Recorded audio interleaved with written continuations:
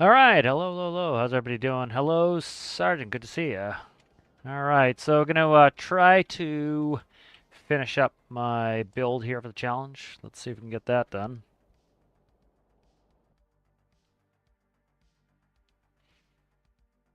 All right. So let's see, we got that 321103. Let's try this one. So I painted it up off screen, and then did a little bit of tweaking. There's something I don't like about it, but I don't have much choice. I'm not having a good time with impellers trying to get forced air in there, so I'm currently using a large fluid pump, and the only place I can put it is up top there. So I'm not huge about fan of the look of it, but it should be all right. So because of the extra power here with the forced induction,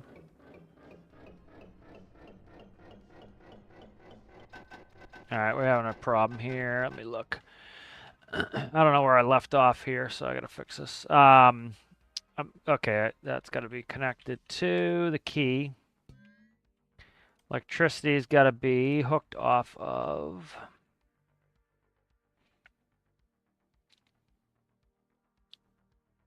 there. Okay. Let's save that.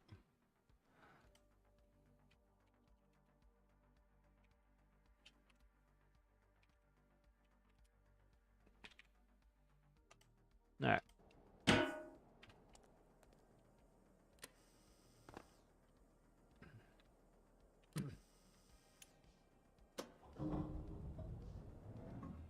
So because of the extra power we're getting off that, I get really good drill RPS. So. All right, something fucking else is up. All right, let's fix this. Let's see what's up here. Something happened. All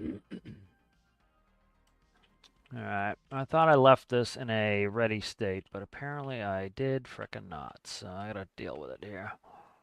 Here's the air right there.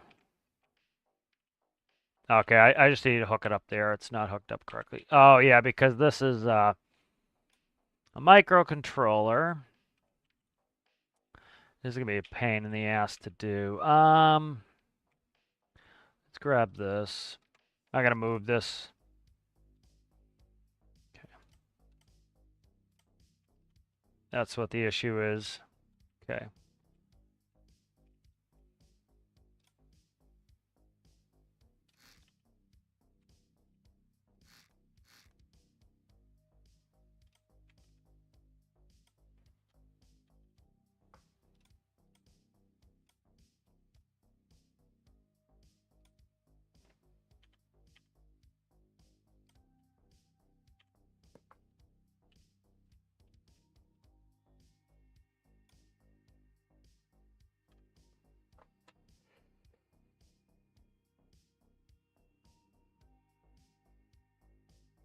I just sneezed on the cat, so he's not happy. Let's see. You'll be all right, buddy. He's like, what have you done to me? All right, let's see. Move a couple of these around here.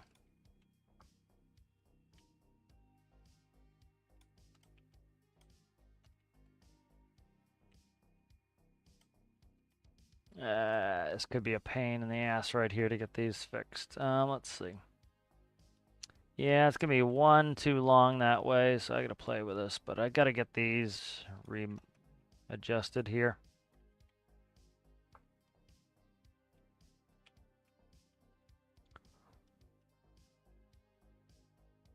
All right, that will fit there. And this is lights. Let's see what I can do to fix this here.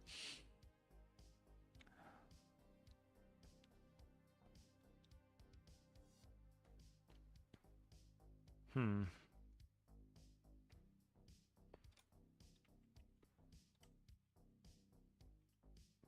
Yeah.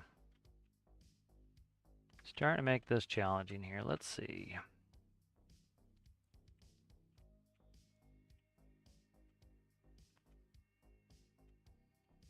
Hurting on space. I really am here.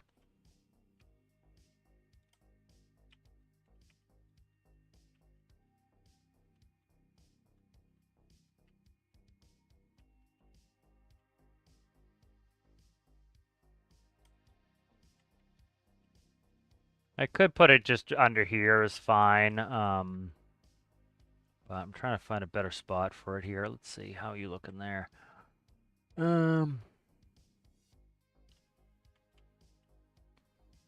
would be an angle. That is a 2x3. I was gonna screw with my fuel tanks too. For now, I actually want to find a spot for this before I screw around too much.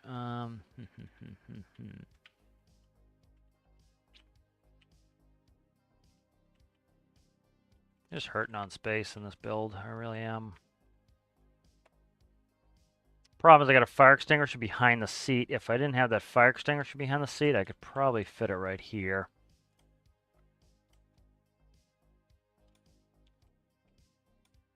Well, it is a interesting detail. I can't put it there. Okay, it doesn't matter. I can't put it there anyway.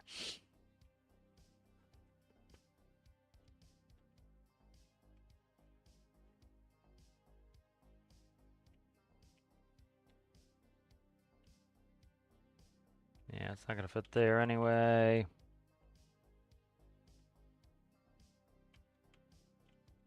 It could fit low here.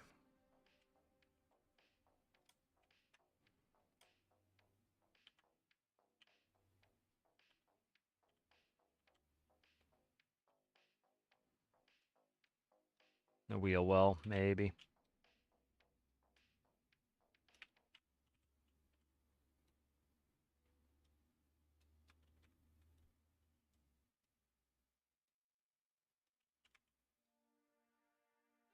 So it's close there. Might fit on the other side. There we go. Fits there. All right, we'll fit right there. All right.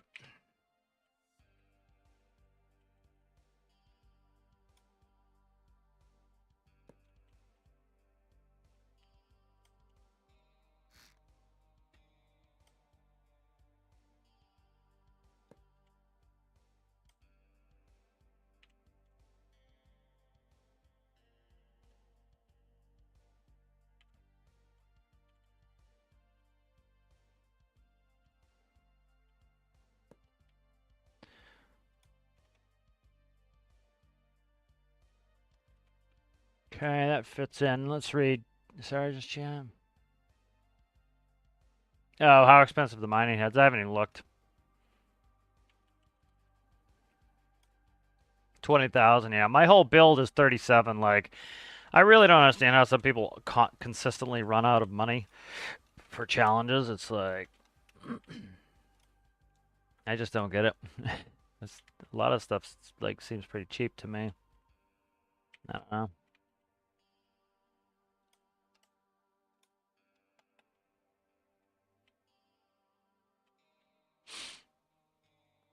All right. Let's see. What was I doing? So that's the air injection. I need to get this thing started again.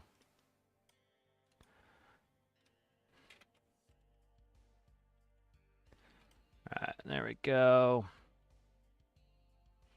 All right, that's done. What was I going to do? Fuel tanks. Let's do that. I want to see if I can expand these fuel tanks more by putting in pre-mades. Have to be mediums, I think. Yeah, see, they're going to stick out there unless I put them vertical. I forget what the capacity of one of these is here.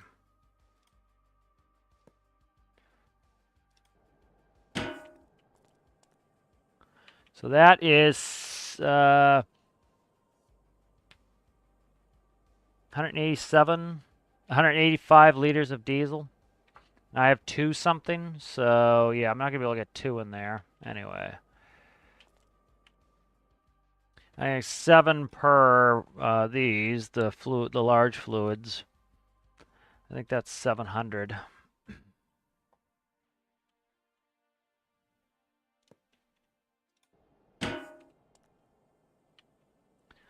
Yeah, 696.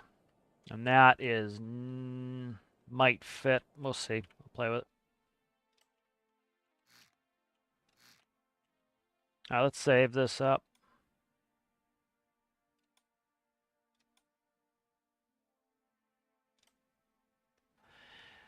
Yeah, those are threes, right? Yeah, those are threes. They won't fit, period. Okay, those won't fit. Mediums would, but I'd pretty much, if I could get 2 mediums in, I'd exceed what I've currently got for volume, but yeah, so I'm not going to worry about that. That's not going to do what I want. Okay, let's spawn it. Let's play with it a little bit. So try to finish up the last little tidbits of this.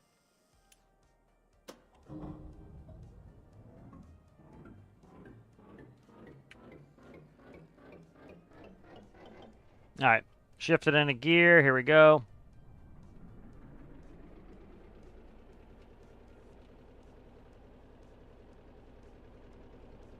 Now the drill is starting to engage. You hear it?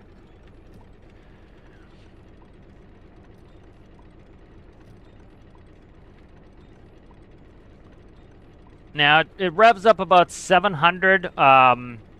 So ideally, like, I want this to be used like a real front loader. I don't want it to be some fake bullshit where you just park on top of it. I have miners that do that, you know, will use a bucket and are more like, you know, the cable one excavators. I want this to be like a front end loader. I want each vehicle to have its own unique attributes and try to be realistic. So ideally, you're going to want to shift down to a low gear. You know, so I might make it so it only works in lower gears. That will give you a little bit more speed, but you also can't drive like a maniac. You have to drive realistically. So when you're digging something, you need to be in a low gear. So there it's digging. All right, tip the bucket up. So what I think I'm going to do as well is the bucket it has to be tipped down to drill.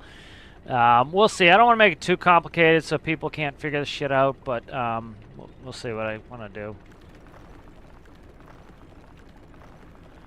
All right. You know, you want to drive around first gear because there's a lot of resistance when you're dragging along the ground and you're pushing against a lot of weight, you know. You need to be in a low gear to do this. So I'm going to probably set it up so that it only works in like first and second gear for the drill. All right, so it's full. I don't know why I dumped it out. Oh, it was the angle. Never mind, that was just the angle. All right. All right, let's go ahead and I'm going to stop real quick and I want to see what's in there.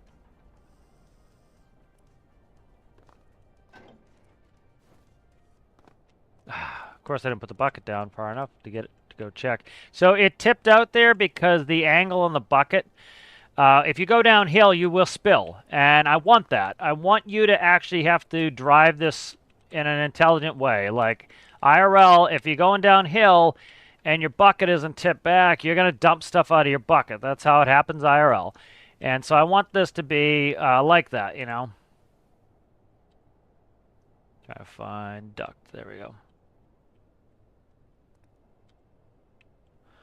You know, at the end of the day, what makes this rewarding, I think, in some of this operation is actually having to become a good operator of your vehicle, you know. And so learning the quirks of it, getting good at operating it, that's what is rewarding about operating any piece of heavy equipment, is becoming the master of that vehicle.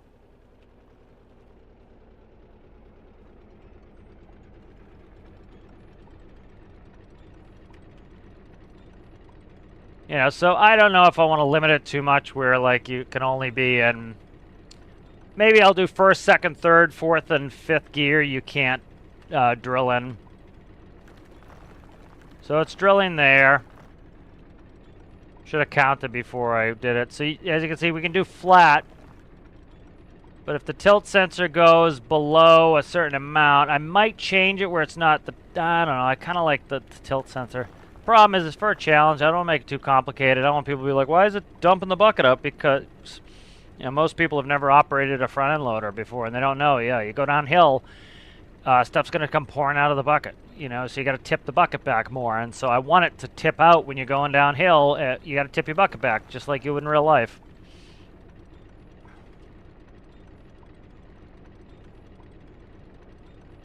All right, we'll check how much I filled up in these couple passes. The drill spins pretty fast. Goes about 7 RPS. All right.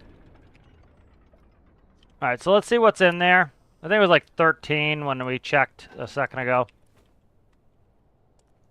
So we're currently at 54. It holds, I think, what is it? I forget what it holds. 108 maybe?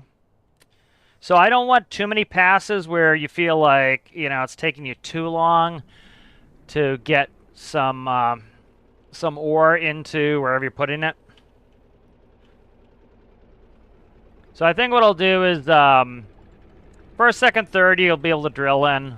Fourth and fifth you will not be able to drill in.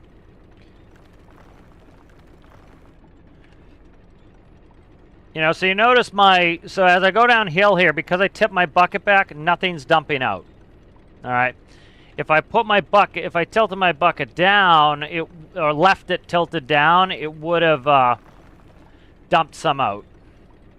So, like, we're going in fifth now. Maybe I won't screw with it. I won't make it so you can only do it in certain gears.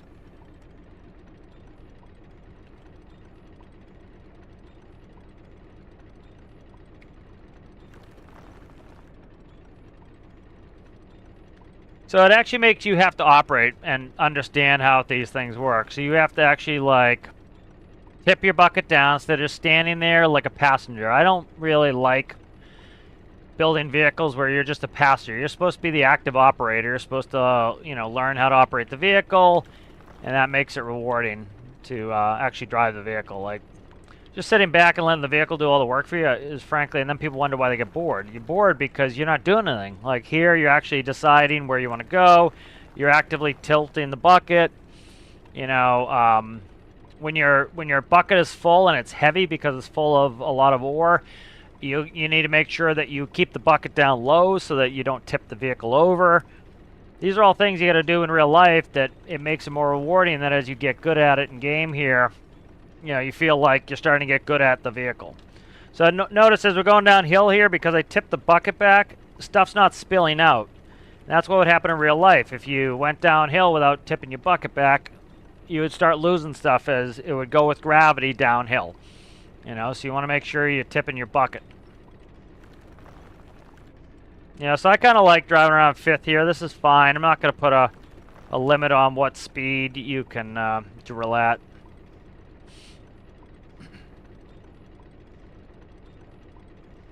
You know, I'm not making this thing go 40 miles an hour. If you want to move this from a bench to a mine, go put it. Okay, so we might be full here. Or I dumped it. Well, one or the other. You have to go put it on a low loader like you would in real life. So we're close, but we're not full. We might have actually been full, and then it went downhill. So, because it's 108, so it's close to being full.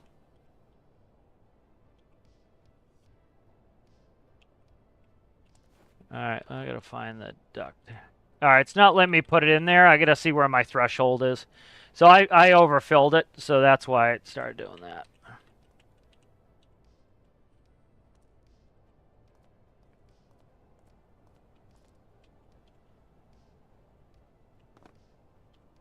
Alright, so now you're full.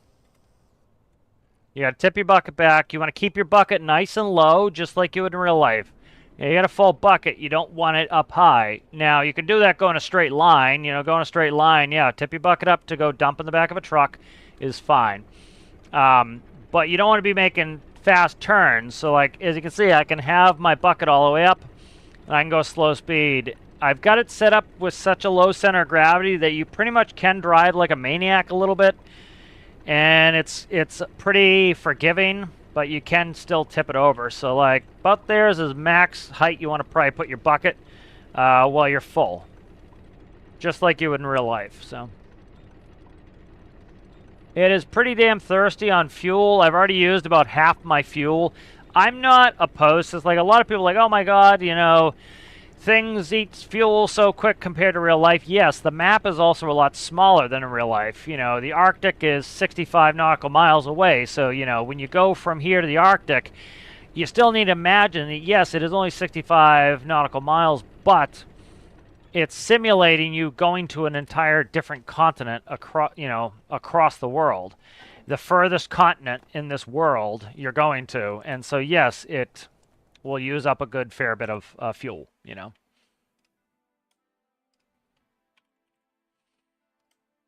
Let me make sure there's nothing in there. All right. You know, so you kind of get that, game compression where, some people, they think they want ultra realism. Well, you have ultra realism, there's some, for example, like, my jets, you might use an entire fuel tank to go 65 nautical miles.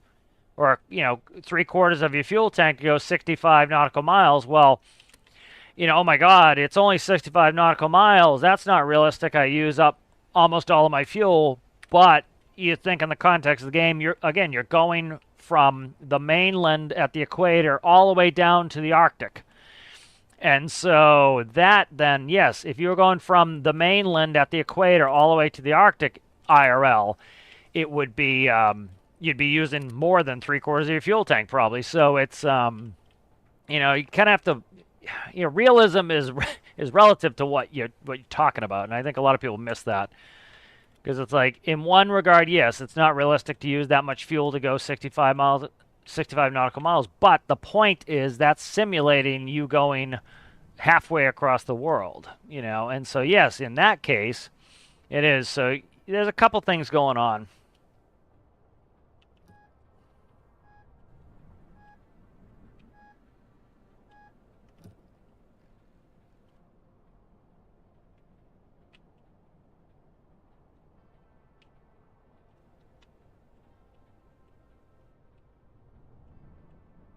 Something's hitting there on the bucket. I gotta be careful. Something was glitching in the bucket there. I haven't had any issues with that. Okay, so if I go all the way up, it's doing all right. Okay, see, it's doing that phantom force there. So probably limit it by just a little. It could be just center of gravity.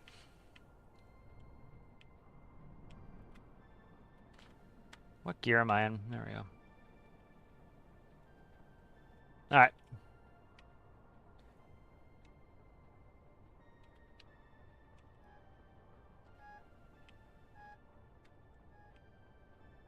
Buddy, come on. Cat's being annoying.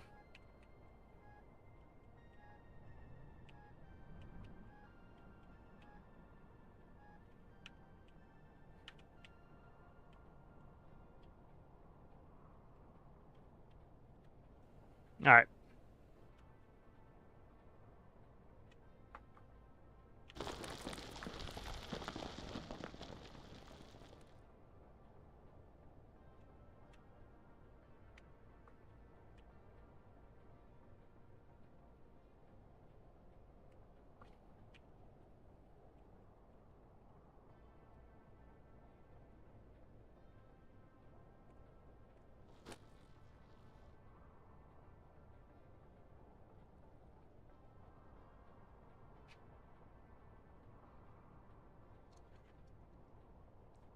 Oh yeah, you can't figure out. This is not an add-on. This is it's right here. It's Brains Train Yard. That's why I like testing here, is because there's gold all along the hills here, and it's at Brains Train Yard right here. So it just makes it easy to test here because I can spawn vehicles, and so I'll tell Alistair to just do it here. He can do it wherever he wants, but he asked where we want it to be done. And if he does it at the iron mine, he has to spawn it with an add-on editor. And then try to get it right, and then drive to it. And as somebody who's done these challenges, I know how long they take to make, and I don't want to make it any harder for him. So to make it really simple, he can come here, he can spawn it, he can drive it right out. Sometimes you get some problems where you goof something up yourself, and then you need to go back into the workbench, respawn a vehicle. This makes it easier for him, so I'm going to try to help him out on that. But I just have them do it here. Let's see, drill. Okay, so 108 is when the bucket's going to stop refilling. Let's see.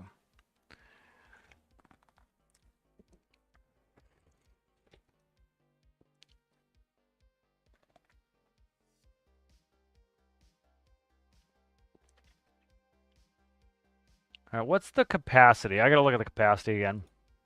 I keep forgetting the capacity.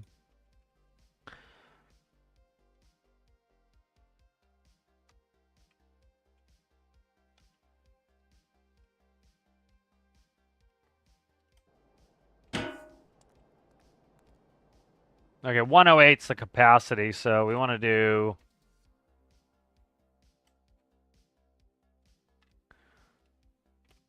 107's fine. But mining's one of my favorite things to do in game, and this adds a new vehicle. And the other thing too is like I would like to get back to the multiplayer mining that we're doing. And so with by having the different vehicles that can have kind of different strengths and weaknesses, you have some vehicles that will stay on site longer. They'll drill for maybe 25 minutes before they empty, but maybe they move a little bit slower. You have vehicles that move a little bit faster that might do more repetitions to the site. So it's kind of get that going on for you. Where's this? I'm trying to. Where the hell did that go? There is that.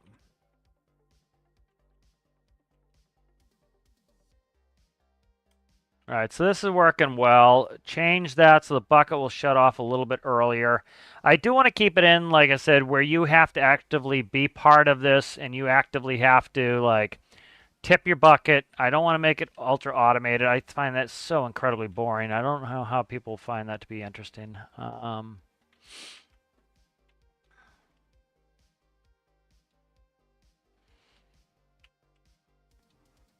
To each their own, of course, but I find that to be incredibly boring. I would like to smack a little more fuel in here. I just can't see how. I would have to put 2 mediums in here, and it is 1, 2, 3, 4, 5. And I think that would have to be 6s. I could throw in some fake microcontrollers to try to get a little bit of more in there. But what is that? That is a 3 by no, is it 3 by 2? 3 by 2 by 2. So like if I push that back 1 more, I could kind of do it. Those are 185s, these. I could set them in there, but then we have plumbing issues. Where they're working pretty well the way they are. I don't see any real benefit to putting in non-custom tanks. And I've got them pretty well built up to where they're kind of max capacitated with wedges. I could put in a ton of microcontrollers. I could do that, but then like here, could microcontroller all of this. And that could help me get some capacity. Let's look at that. Let's try to do that.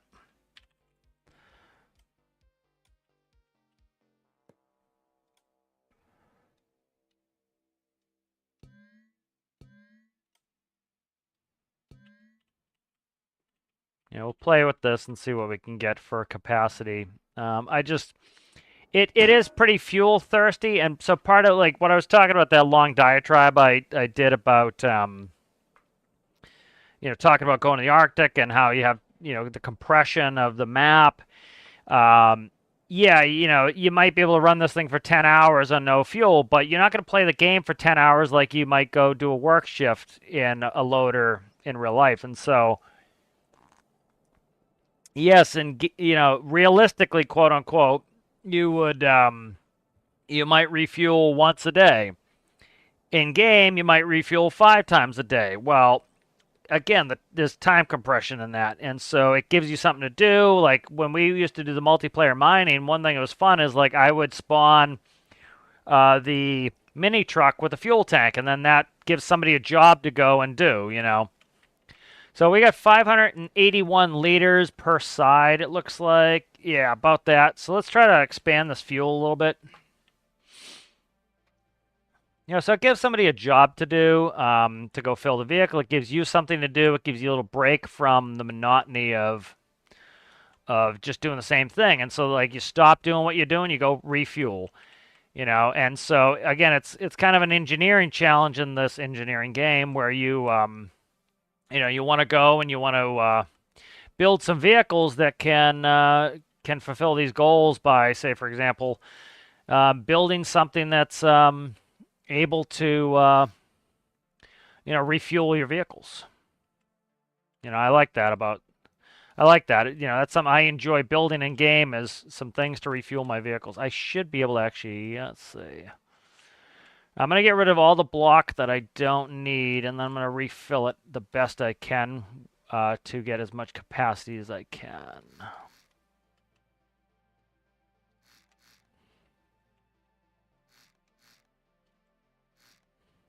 Okay.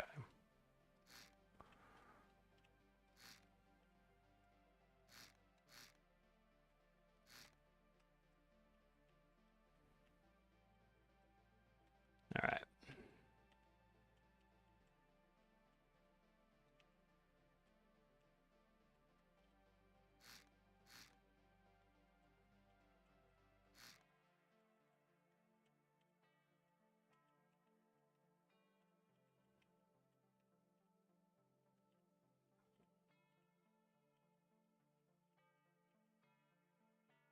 All right. So start trying to get in what we can here.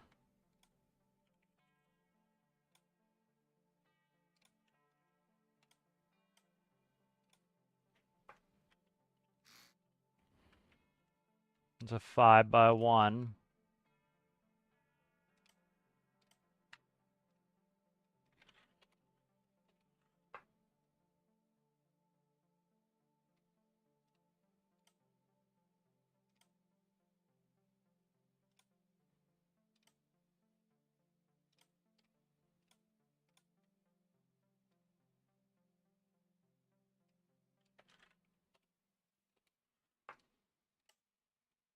God damn it. This is going to be a problem already. It's being obnoxious already. All right, let's see. So it's actually going to be 4. All right.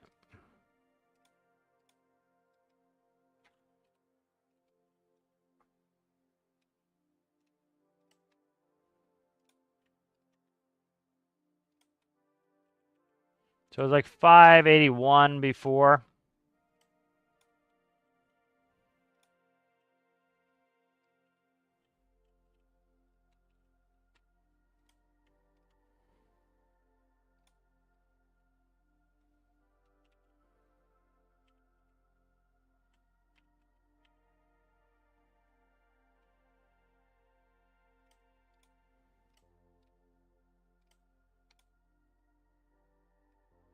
So if you didn't know this, you can use microcontrollers to put them in the fuel tanks, and they take up less space.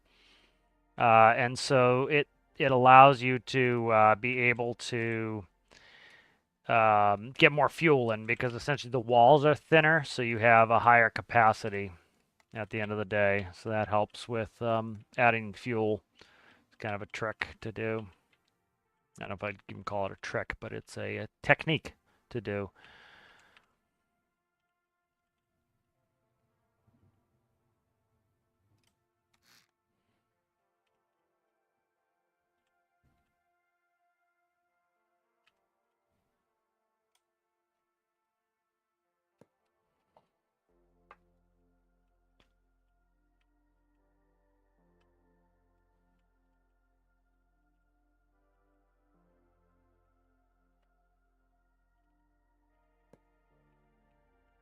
All right.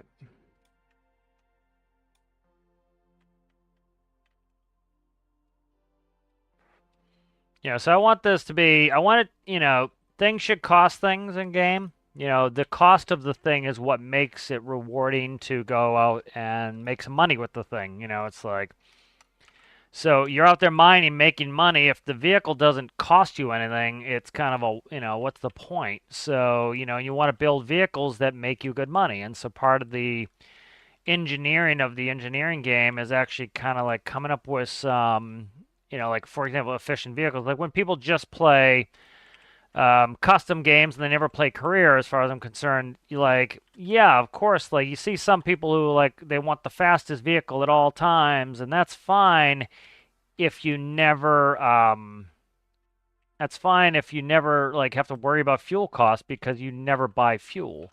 You just keep infinite, or you get fuel for free. Well, of course you don't care about what things cost, and so it doesn't matter to you that things are either really expensive or really cheap. And so that's why like some people all they care about is speed because they never pay for the fuel costs in game, and they never have to earn the money. They just give themselves free money. So they don't have to worry about the engineering of actually making it fuel efficient.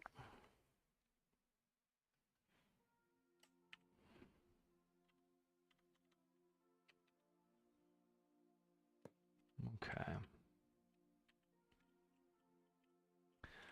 right, so we're making some progress here.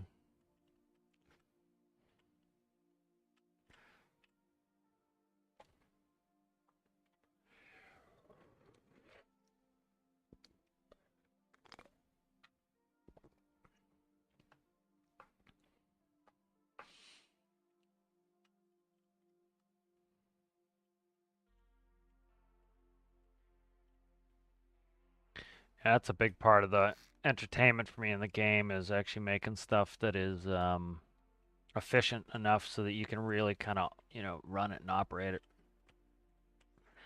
Is that a 2x? The problem is this flywheel is huge.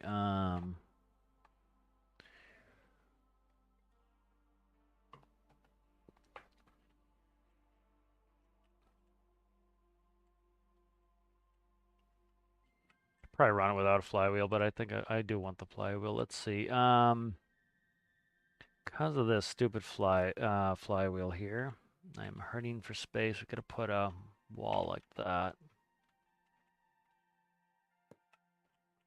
The reason I'm doing half blocks is the half blocks take up 50% of the volume, so you can get more fuel in there. So we should get some reasonable amount of extra fuel out of this. I just gotta keep looking at it. That is gonna be a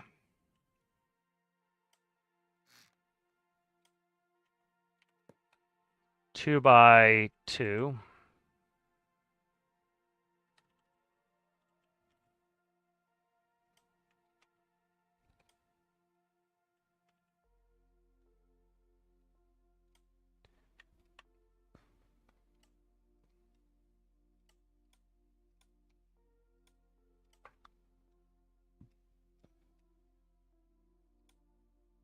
All right, that's gonna. Come on, buddy. Don't. Cat's bugging me at the moment.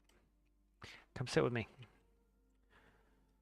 He likes to like touch my mouse hand while I'm trying to do stuff and makes it very difficult to build anything. If he sits in my lap, though, he can get some hugs. That's a good boy. He's a good boy. He's just wants the huggins. All right. Yeah, so we'll try to get as much fuel in here as possible. That will just reduce the amount of time reduce the frequency of how often you have to refuel the vehicle, which will give us a little bit more freedom. If I could fill this interior space, which I might be,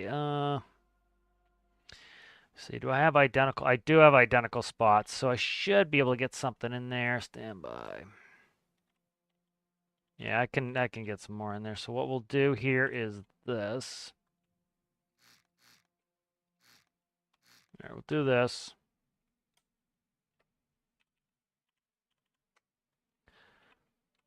All right, we'll go down all the way there. All right, this needs to be fixed here.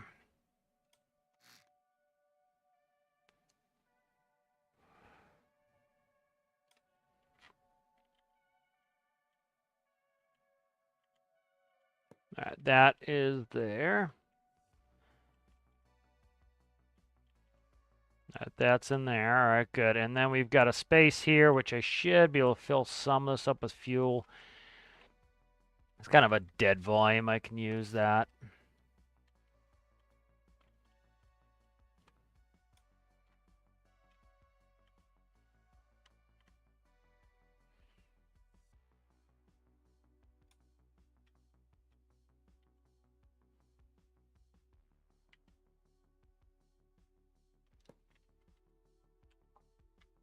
Hmm.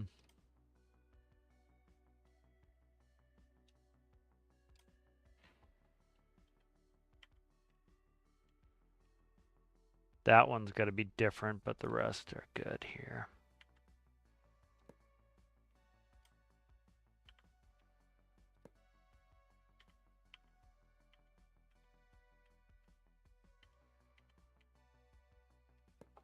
All right, so that gives us a good bit more fuel. Let's look in here. So we'll go to a selection grid. You can see a little bit better in here, I think. So this is open. I got to fix up here, but putting a corner pipe in there or a wedge. I'll just wedge it, and then this one, what's on this side? I'll just put a wedge in here. Let's see, where's that go to? I can't see for shit. Okay, we can go in here with a wedge.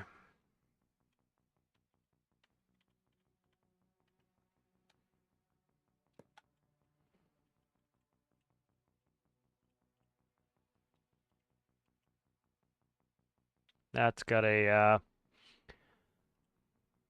what are we doing there? If I do a 2x here, we can close that off. Not with that there, okay.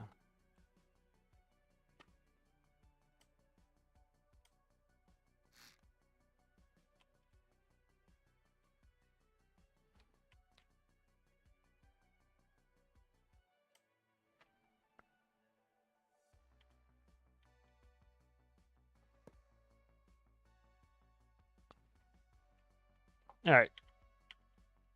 Makes it a little complicated, but that now gives us a bigger fuel tank. Let's quickly check the numbers, make sure they're in there.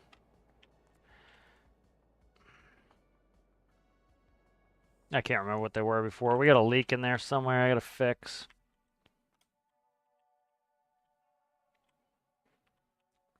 Cat is driving me nuts. Bud, you gotta stop. Being very frustrating.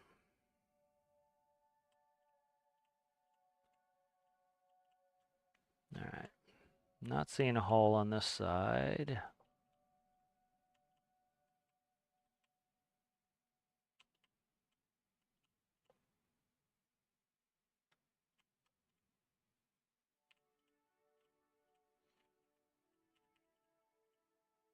Right here. Okay, that one needs to be fixed, and then we're good.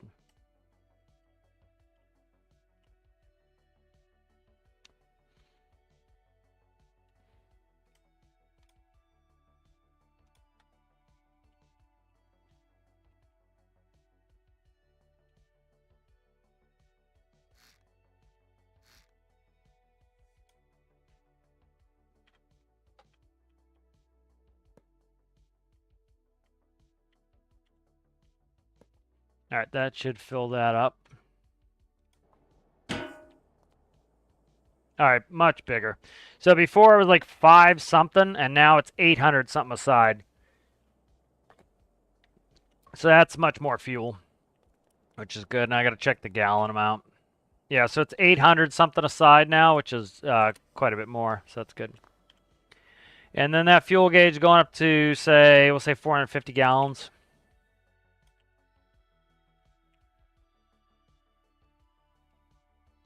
So 450, so quite a bit. So 140 more gallons of diesel in there, which is good.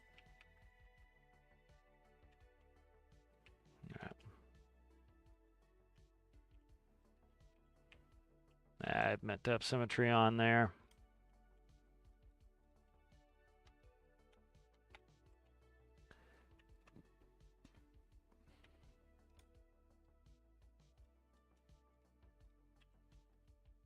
Nice. So that's quite a bit more fuel in there. And that'll help just keep the refuels a little bit less frequent.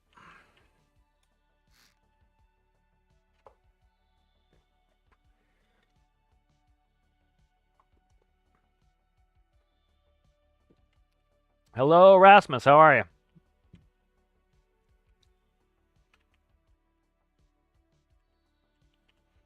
All right, so that gets that done. Let's go ahead and save. So we got a little bit more fuel capacity now.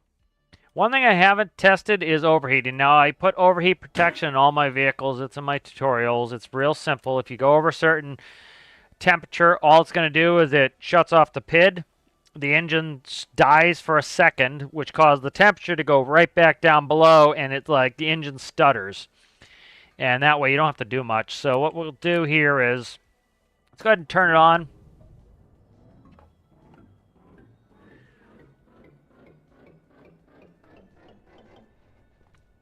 And let's rev it all the way up. And so what's going to cause you to overheat is high load, high RPS. That's what's going to cause you to overheat the most and the most quickly is a high load at a high RPS. Somebody said it's load times RPS. Maybe, I don't know. I haven't done the testing myself. But it makes somewhat of some sort of sense. Let me find the... let me quickly find it. We got to run this test anyway, so I'll quickly find the cooling charts.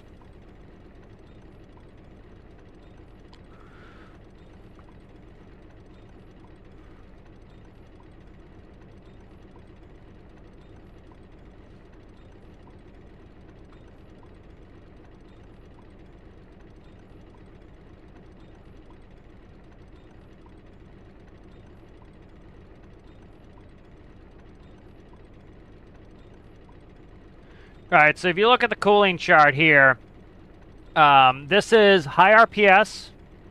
So this is RPS, right? And this is time to overheat. And so essentially what you have here is if you have high RPS, low load, it takes you longer to overheat. So here's the amount of power it's making. So here is RPS, here is load, and here's the time to overheat. All right. And so if you have high RPS, low load, as you can see, that's where your overheat time is. As you increase the load, the RPS starts dropping off a little bit. And as you can see, as the load goes up, the time to overheat goes down, meaning you overheat more quickly. Eventually, you get high RPS, high load, and you get a really quick overheat. As you go past that and you drop off the RPS, yes, your work is going down. Your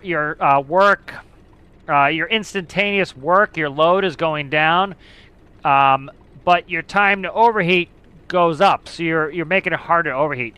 So long story short, it's easy to cool, high RPS, low load. It's easy to cool, low RPS, high load. It's hard to cool, high RPS, high load. And so like when people are always saying, hey, my car is running at 60 RPS and it overheats. Yeah, they're at insanely high RPS. And they have a high enough load, it causes it to go. So like, let's say that we,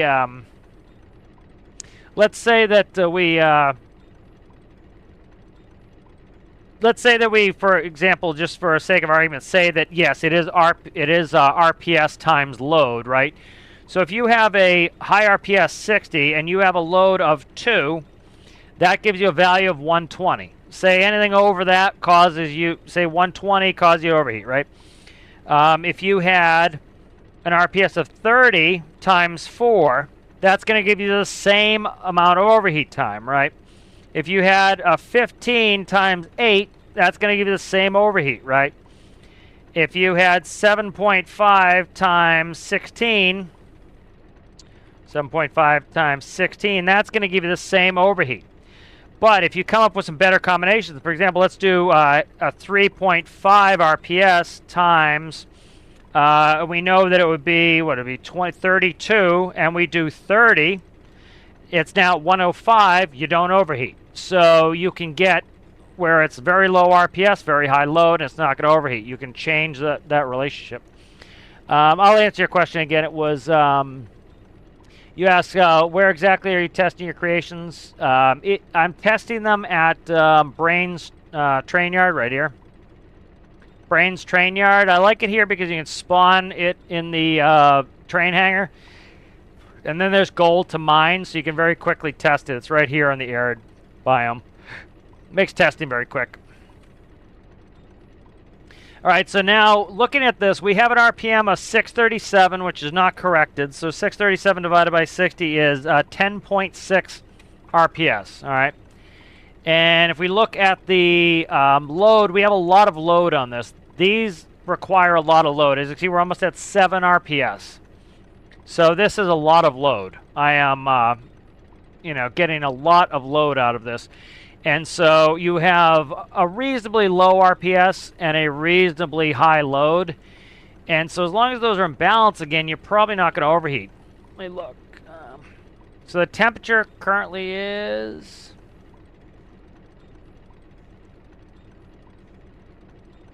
90 C. So there's a reasonable chance we overheat. Let's see if we didn't do any cooling. Let's put that caveat in there. But we do have a large 5x5 radiator. Let's see if it kicks in. And then this engine cannot catch on fire because I have a simple overheat protection. As soon as it gets over a certain temperature, it shuts off the PID. The temperature drops. The PID comes back on. The engine will do a stuttering thing. All you have to do is kind of stop, park the brake, let it cool off a little bit. But this should be enough to cool. I got to test it.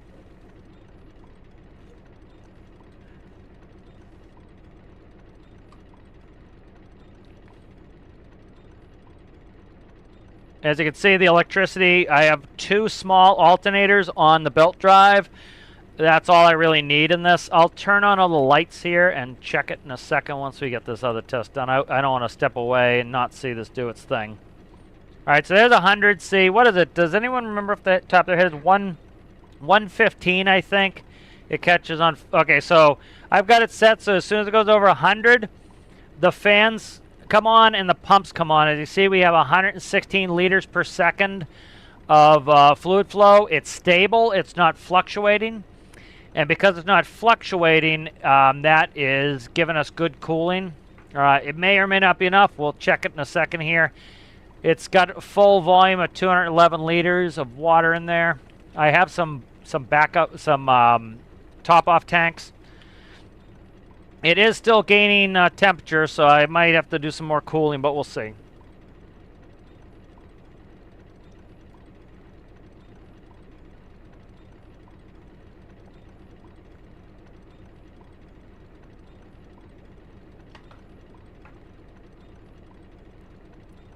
So it's still gaining some temperature. We'll see if it overheats.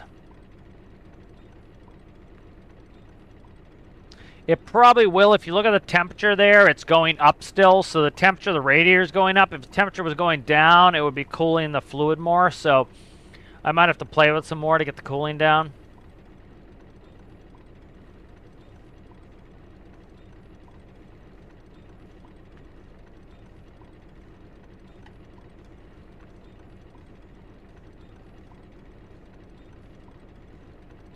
I want to look at the boost tanks on that. I can't look on this side. I just put that microcontroller in the way. I put boost tanks on there. I talk about that in my cooling video. That's a pump. I can't see the boost tank. Where is it? Right here.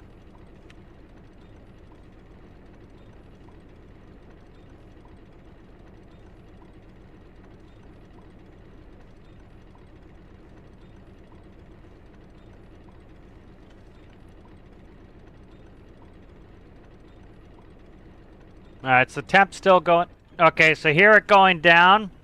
That's the overheat protection system taking over. So this will overheat, so I gotta fix that. Now you see it's just stuttering the engine. So this puts you in kind of a limp mode. So you could still get back and do what you needed to do. So you see it's limping, so that means we're over 110, which is where it cuts out. So I'll show you all that here in a second if you haven't seen it. All right, let's save this real quick. And we'll work on that. So real simple, going into the engine microcontroller here. All right, so right here, off of node 3, that's temperature. If the temperature is greater than whatever I set, so in this case I set 100 degrees, it's going to turn the radiator fan on, and that's going to also do the pumps. All right, so I can get rid of this. This is that was for an electric motor. So that's going to turn the pumps on. If you look over here, we have temperature. If the temperature is less than 110, it's going to allow the engine to run. If the temperature goes over 110, it causes the engine to stutter, which will protect you from overheating. Real simple logic on that. All right, a couple things. So I did find in my testing, it was in the cooling video, that by adding tanks here, you're topping off the water. Now, I don't know if I need 2 of them. I probably don't. Let me see. Fresh water, 100% there, and then I have fresh water over here. What I might do is, oh, Jesus Christ, I'm upside down. I might try to purge the air out, see if I get better cooling. Let's try that. See if I get better cooling here. I don't know if I will or not, but oh, it's worth a try. Because I've got air in there, and one thing definitely from my test, some people thought, you know, adding air to the system would somehow benefit you, and it doesn't, for obvious reasons. So by getting we'll get the air out by putting in a gas relief valve, which all that really does is limits you to only lets gas through. And then you put on a fluid port, and because it's got a gas relief valve, gases can't stay in there, but liquids can, so it prevents liquids from coming out.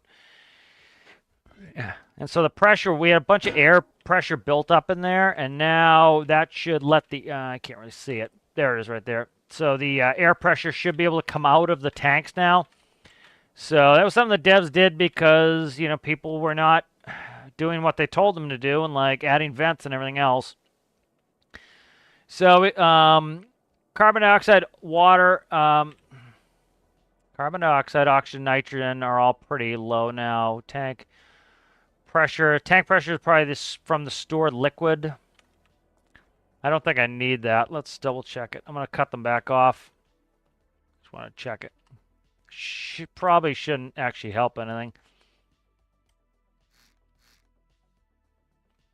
All right, let's test it again. Go over this side. I can't see that one.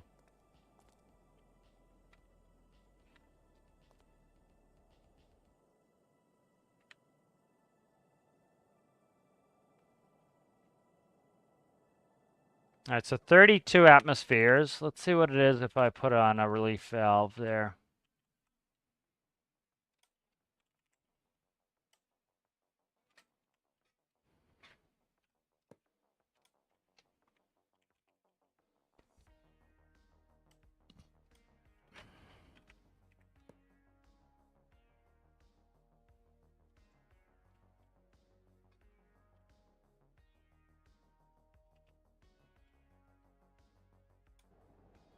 So it was 32 last time without a relief valve. Let's see what the pressure is here now. Oh, you know what it's going to do? It's not... Okay, now it's down 28. So it is letting some pressure out. Let's give it a quick test with that, see if that gives me any better performance.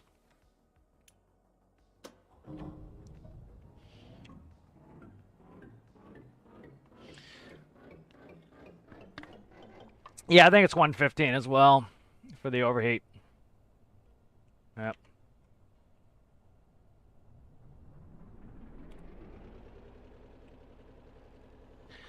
You know, the other thing too is like people will sit here and they'll test, they'll rev their engines at redline the whole time. You don't really run your vehicle at redline all the time. We're also in the desert. I test everything in the desert cooling wise because that's going to tell you if it's going to be able to be cooled or not, right? Because it's a worst case scenario. You go up in the Arctic, you know, if you test all your vehicles in the Arctic, you're gonna realize, oh, it seems like it's working fine. Then you take it somewhere warmer, and you realize, oh no, it's overheating.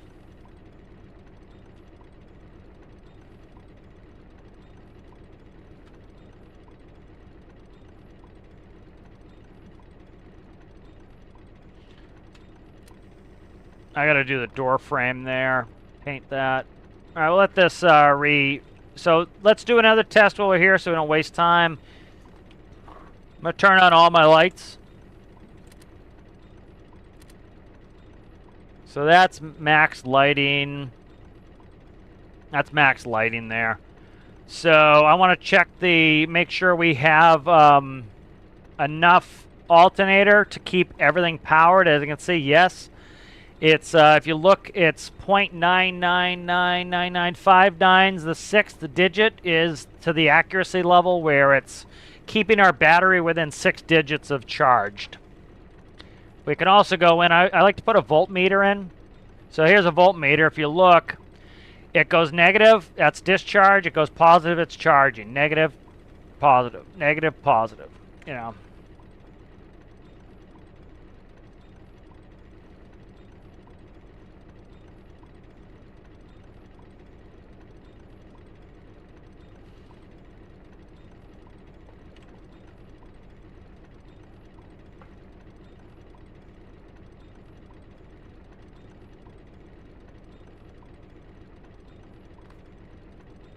All right, let's see the temp. 51C. Now we got a ways to go here.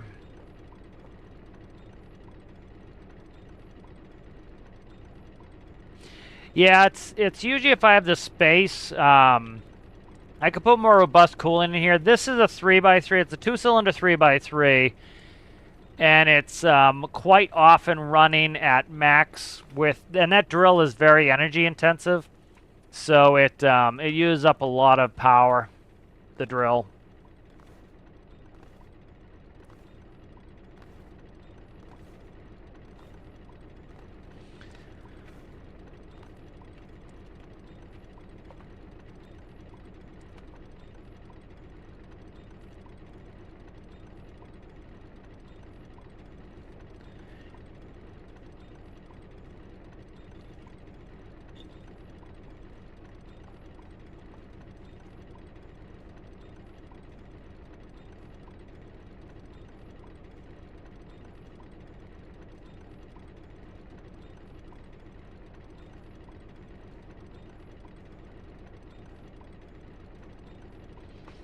Alright, we're just trying to get this up to temp here.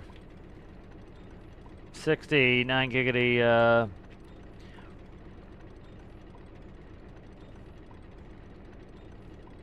So I'm going to start working a list of what things I want to add here.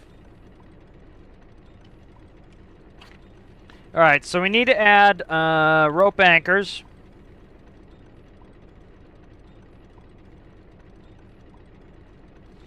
All right, rope anchors.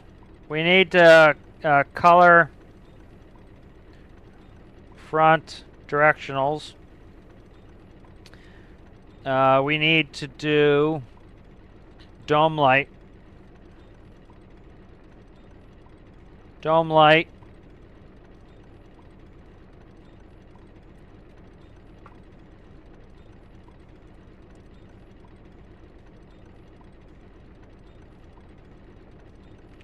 Check the temp.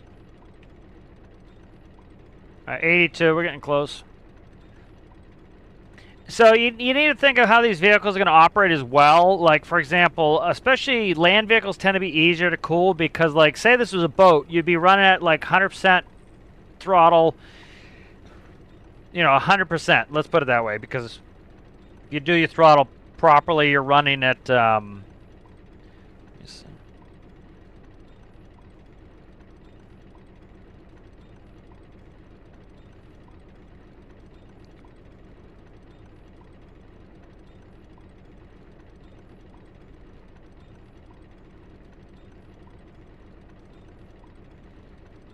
stand by, I'm just writing a quick message. Yeah, so you're going to run it at a high RPS. with a boat or an airplane because you often keep it pinned. With a land vehicle, right, so as I drive this loader, right, I'm going to be full throttle. And then as I make a turn, I'm going to slow down a little bit. I'm going to get my foot off the accelerator. As I come up to drill, right, I'm going to slow down. I'm going to tip the bucket. I'm going to drill. I'm going to tip the bucket up. I'm going to turn. I'm going to accelerate. Eventually, I'm going to go and I'm going to dump the ore into a truck, which means I'm going to stop. The engine's going to cool down while I'm doing that. And so, you know, you get a little bit more of a respite from land vehicles.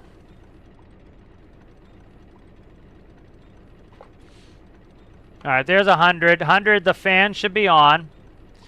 And we're going to look at the cooling. So see how the temperature's coming up? So the likelihood is that this is not enough, unfortunately. I might have to try to add some cooling to this. We'll see. I'd like to make this so, like, for the challenge, Alistair is not going to probably overheat this because he's not going to be using it long enough. He's not going to be pinned the whole time. Do I think this is actively going to not work? No, but if I can make this as user-friendly where you don't overheat it as possible, that's helpful. Now, one thing I might do is in 5th gear, the drill detaches. So if you're driving long distances, which you shouldn't. Again, what you should do is, this vehicle is not going to be fast. You know, the point is not to go 60 miles an hour. The point is to go like 15 miles an hour. Especially things like this front-end loaders and stuff, some of them have no suspension whatsoever. They have cab suspension and they'll have seat suspension. You have no suspension for the vehicle because if you picked something up heavy in the bucket, it would compress the suspension if it was too soft. And, you know, it wouldn't really work and it would make it too springy and you would bounce really, really badly. And so the tires, big tires, lower inflation rates, the tires are some of the suspension. And so you often have some hard axles on these. You don't want to be driving them fast because you get the shit kicked out of you. And you don't want to be driving them on the highway for the same reason or going fast. And they're not road legal, so what do? You put it in the back of a trailer and you take a truck. And I like that part in game where, like, if I need to transport this, I'll put it in the back of a truck and I will drive it over at 60 miles an hour, take the vehicle off, and then go despawn the truck. All right, let's check it.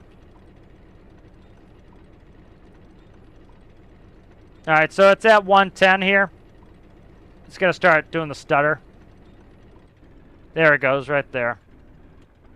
So still overheating. I'm not super concerned about it, again, because I don't... Okay, so let's actually do this. Let's jump in, and let's go drill. We've already overheated it, so it's already up at max temperature. And now we're going to treat it like we really would. So let's go ahead, and we will zero out the thrust. Take off the parking brake, kick it into first. Here we go. Start shutting some lights off. We don't need them on.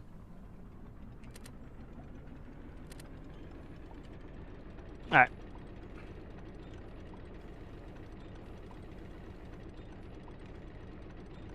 All right, so the fan's still going, which means we're still close, but you hear it's not...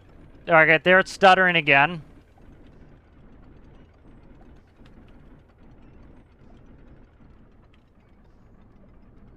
So I'm going to drive it normal. I'm going to do normal drilling. Stop stuttering because it's under 110.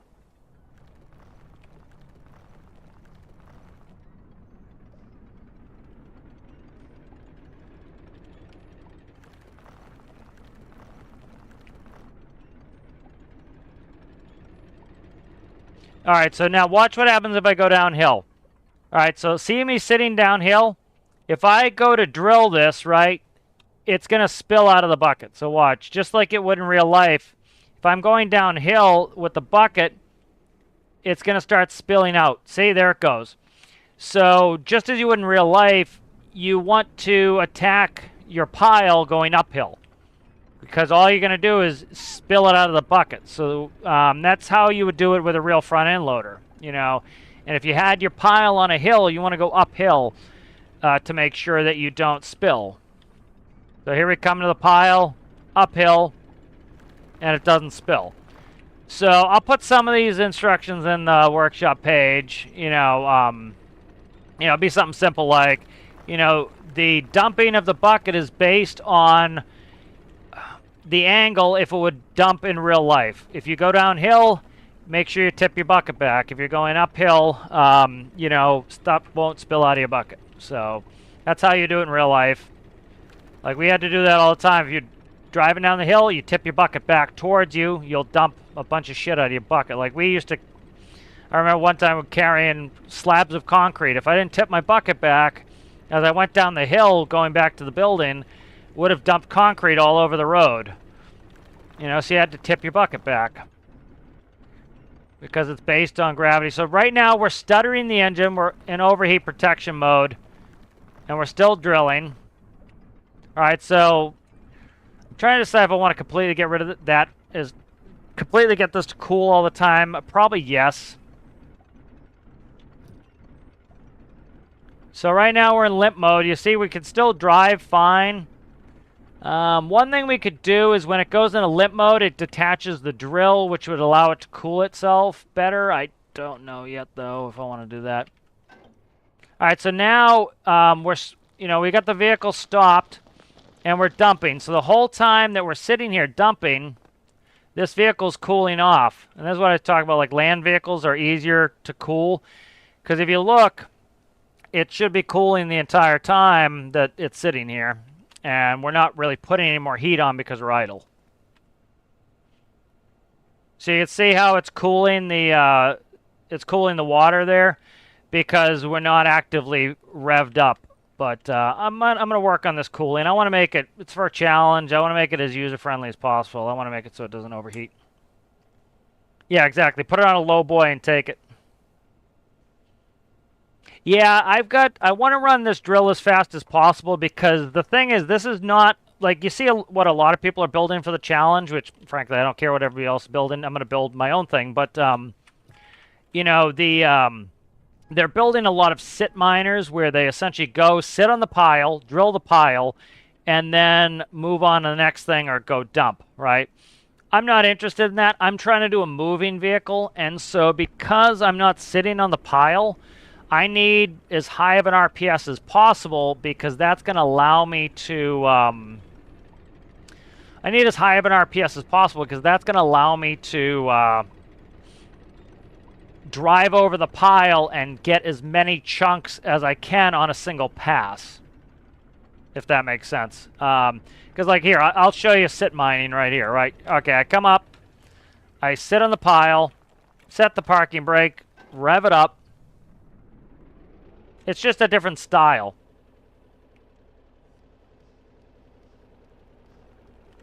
All right, so now it's drilling. This is sit mining. So it's coming up to 6 something RPS. You see how fast it goes?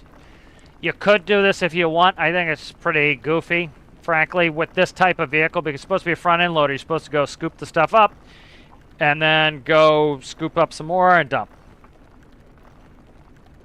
So ideally, I'd like this to drill as fast as humanly possible because I want it so, like, you go a couple passes, you get a full bucket. So that's why I do that.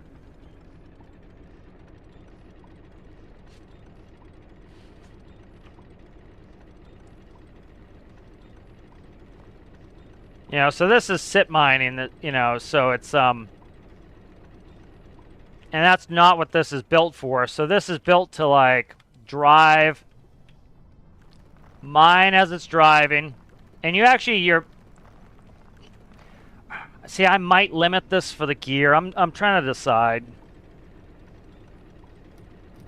So my thought is this: you can drill in gears 1, 2, and 3, and ideally you don't want to be going fast. You want to be going slow over the pile. So 1, ideally, because your RPS is going to be high, drilling fast. And it's going to pick up the most chunks. So let's bring it back. Let's play with it. All right, let's save it and try to get this cooling figured out. See if I can't get better cooling. Problem is I'm just so hurting on space. I really am.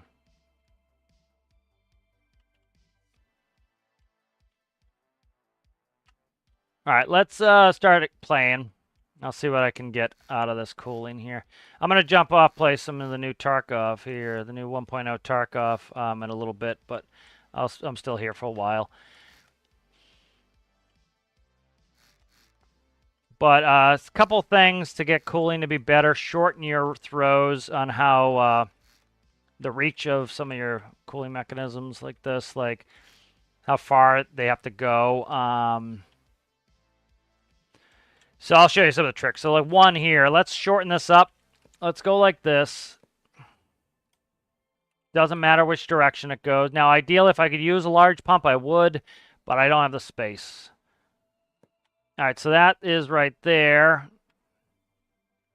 Ah, shit, I don't have the space there. This is a problem.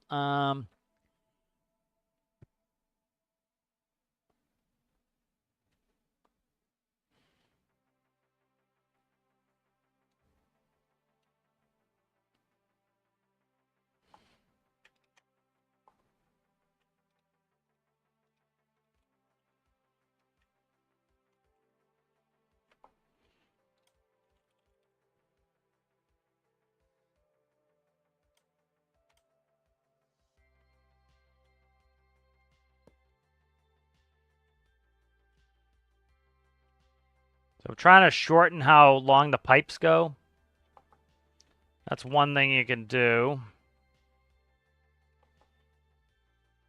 What's going on here? The game keeps resetting my aspect ratio, and it's really frustrating.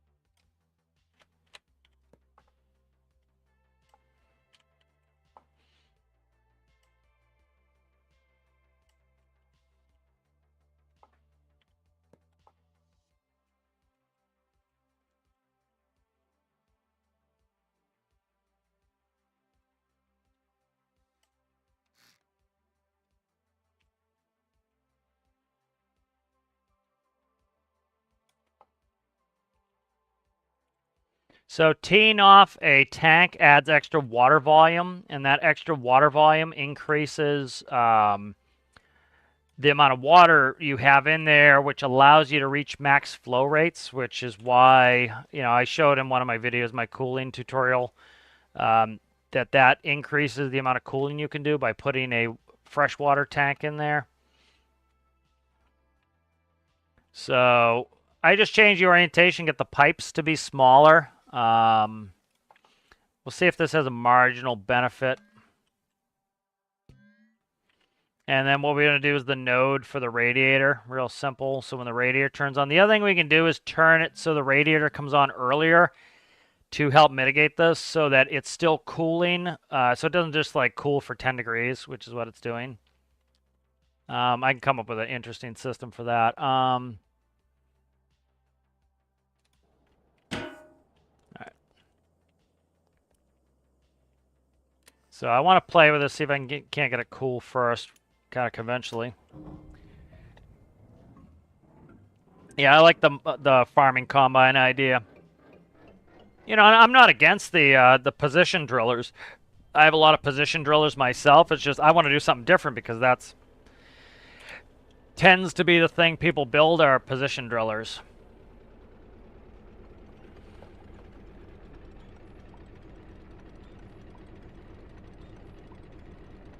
So like one thing I could do is make it so that at, I don't know, 100 degrees the fan comes on, or say even lower, 80 degrees the fan comes on, and then the fan doesn't shut off until it gets down to 50 degrees.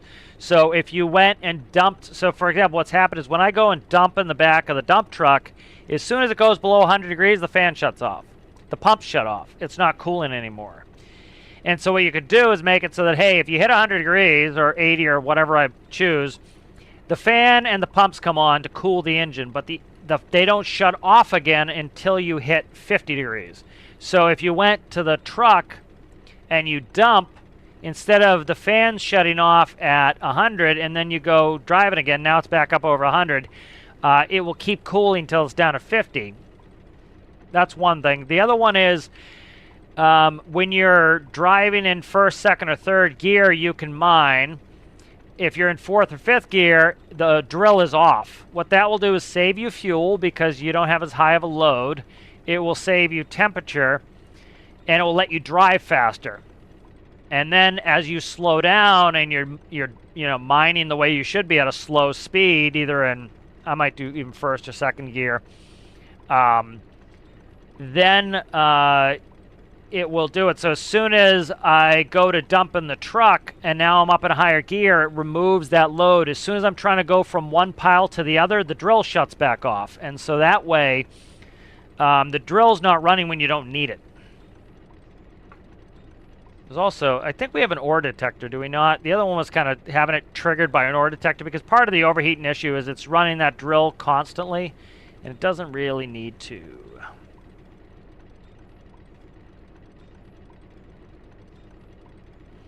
So, a bunch of things I can do. Ideally, I'd like to make it as easy peasy as possible where, you know, somebody can jump in there because, you know, I frankly don't care if people don't, you know, if people don't read the rules or the instructions, let's put it that way. If people don't read the instructions of the build, I frankly don't care if they have problems with it because I put in a good guide. You can easily read the rules, the procedures I want you to follow. If you don't follow the procedures and you're like, oh, I can't get it to work, did you read the manual? Well, no. Then I frankly don't care because it's like, hey, I did my part to tell you how to operate this. You couldn't be bothered to read it. I really don't care if you can get it to run or not. You had everything you needed, and you decided you were going to be lazy and not read the manual. You know, and then you want somebody else to read it for you. No, that's not good. That's not how it happens. So, not how it works. All right, what are we doing on temp? Yeah.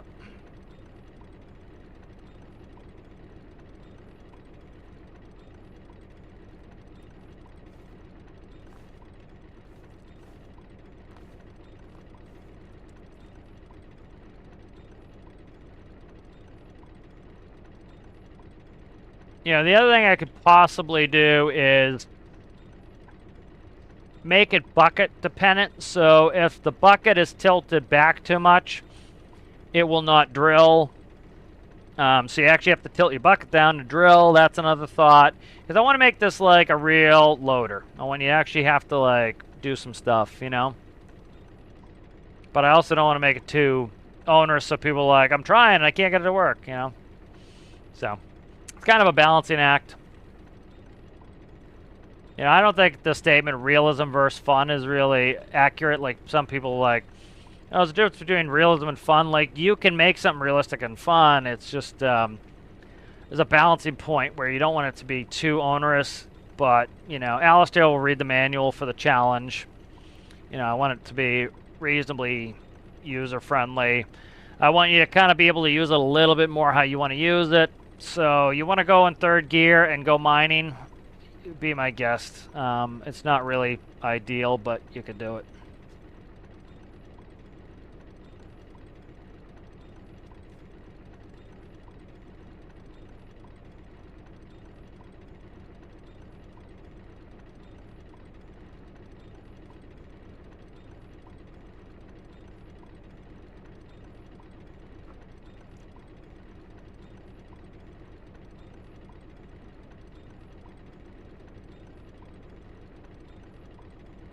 Alright, we gotta make it close. Alright, so this just has a shorter pipe run on this, and we'll see how it functions.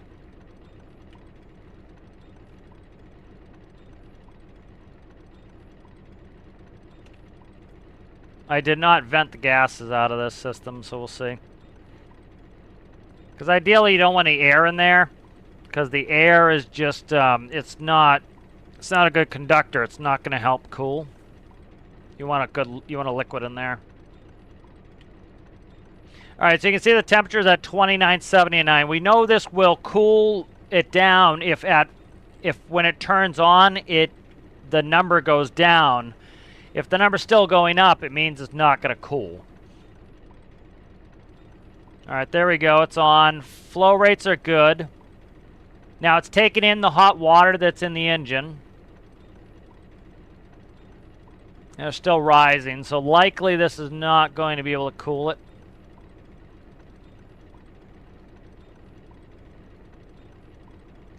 Yeah, see, that's going to keep rising, so this is probably not going to cool it.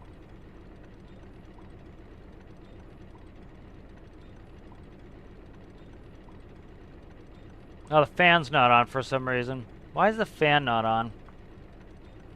Oh, it's fucking electricity got disconnected. That sucks, man. Ugh, this test takes forever because the electricity got disconnected from the fan. That's obnoxious.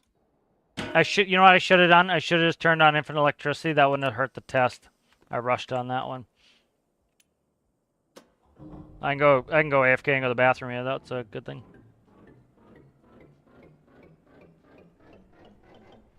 Let's do this. All right, let's do this. Let's not rush and be a dickhead. All right, let's go ahead. I'm going to go ahead and use the facilities and let this cook. Literally.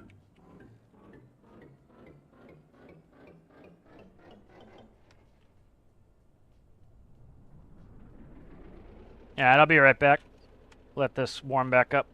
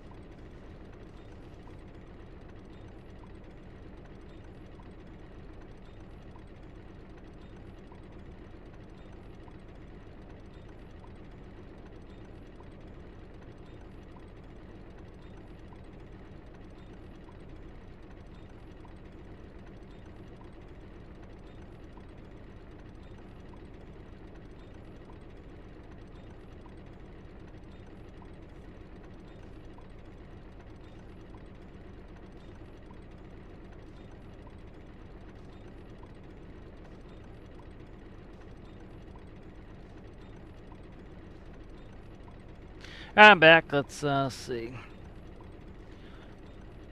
Getting close to temperature here. Yeah, I should have just clicked on infinite electricity. I rushed that. That makes the test take longer. I just want to see if this is going to do it or not. If this will cool it at any... This will cool it. I don't have to go into some of the other nonsense.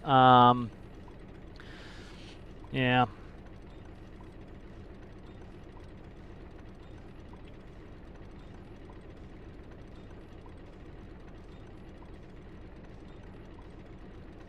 The drills are very high load, so...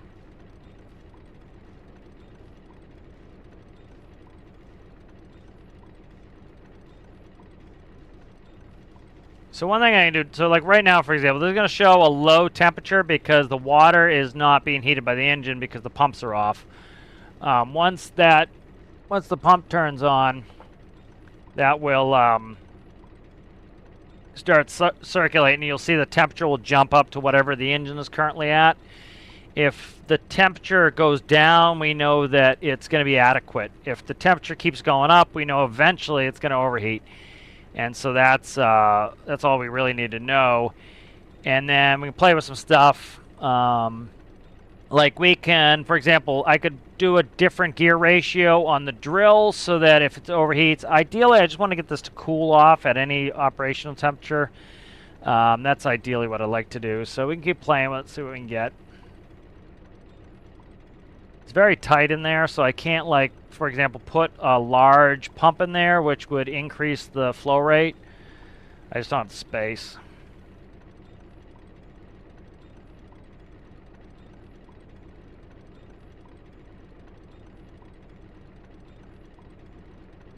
I try an impeller with an electric pump, see if I can get higher flow rates. I can try a couple things. It's got to be getting close. 97, it should come on in a second here. Yeah, the radiator didn't turn on last time. I should have just clicked on infinite electricity real fast. There we go.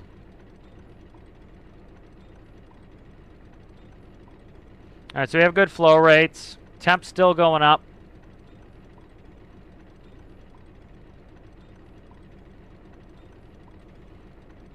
Let's see what the engine looks like temperature-wise. 102.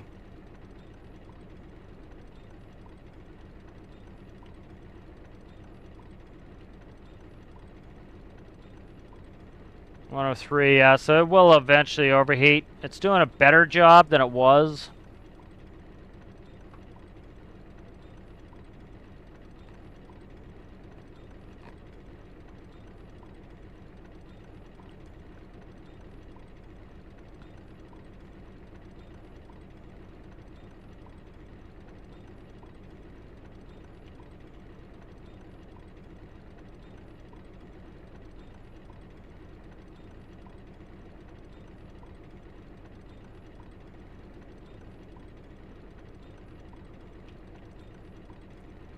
Just be patient, let it fully overheat, and then gotta figure it out.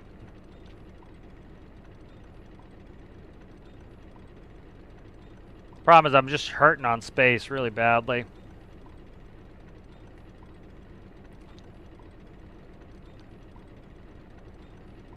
I've got a little bit of space where, for example, what I could do is get rid of the battle cannon pieces, which is a little bit of weight, put in another rocket motor with positive fuel mass, and that would with one block I could replace all those rocket motors, all the battle cannon pieces. So that's another thought.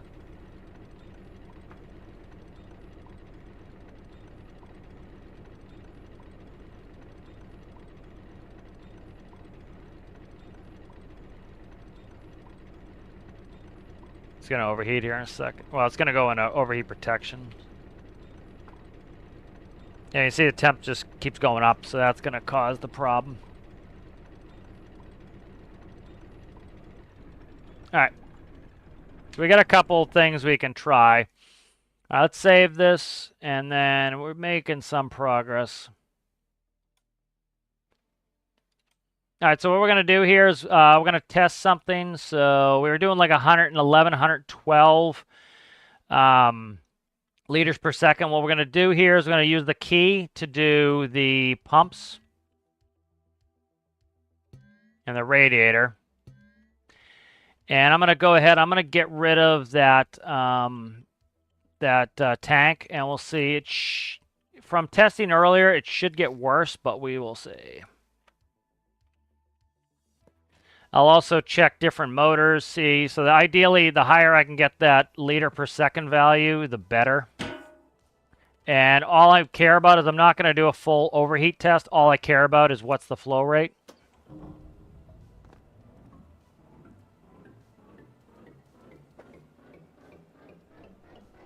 All right, so as you see, the liter per second is now worse. It was 111, 111. So that's likely not going to be helpful.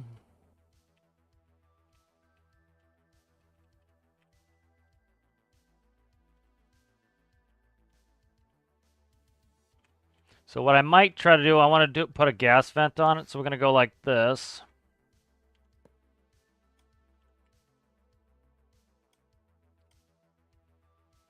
All right, so we know what the tank is better, as that my previous testing had showed. We'll make sure that's fresh water. And then we're going to put a gas relief valve on there.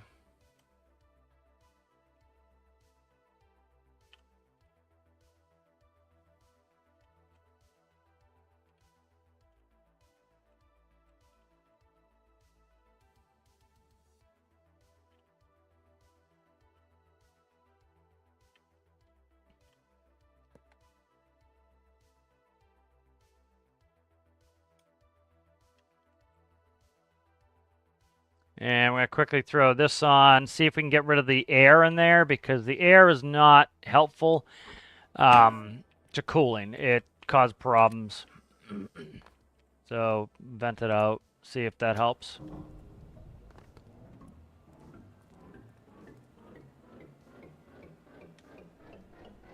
Now we'll let it stay at 1 atmosphere, essentially. All right, that's 104. Getting higher numbers earlier.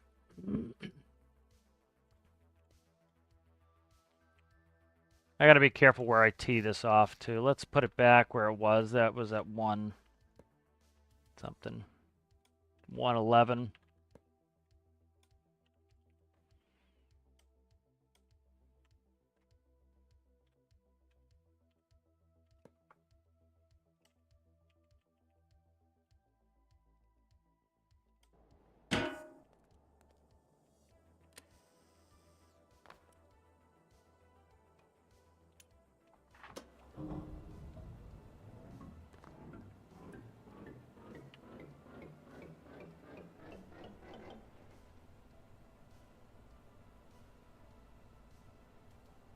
So that's back up around 109 liters per second. That's better. All right, so that's one thing we want to check. The other thing we want to check is, let's get rid of a pump. Again, we want this higher liters per second as possible. Try to delete anything I needed. Okay, I didn't. All right. We get rid of a pump. I'm trying to get this as close as possible, but it's going to be a pain in the ass. Let's see.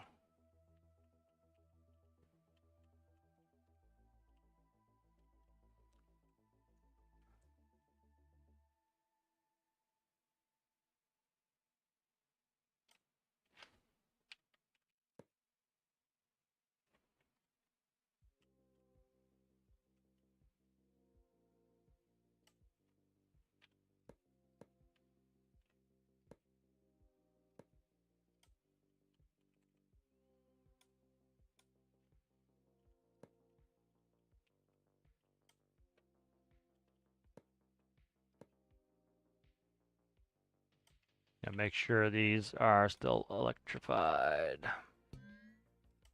So 109 was the last liters per second. We'll see if going down to one pump will help or hurt.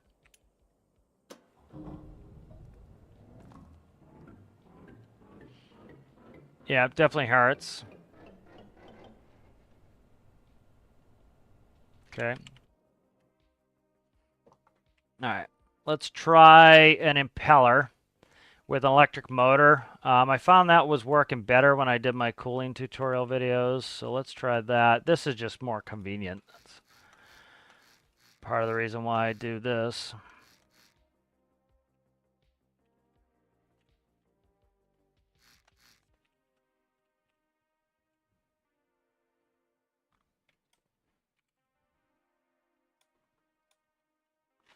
So again, I'm trying to get as small of a pipe run as possible. And then, so this will be helpful with that.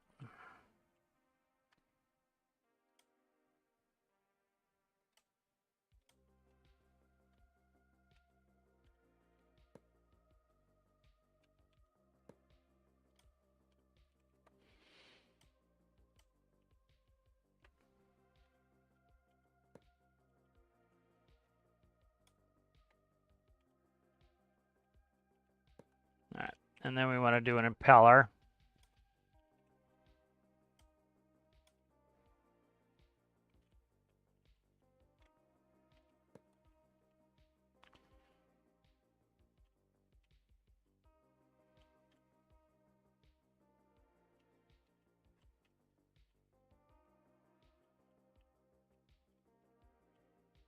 Let's see, which one's this? That is fluid in, fluid out will be there.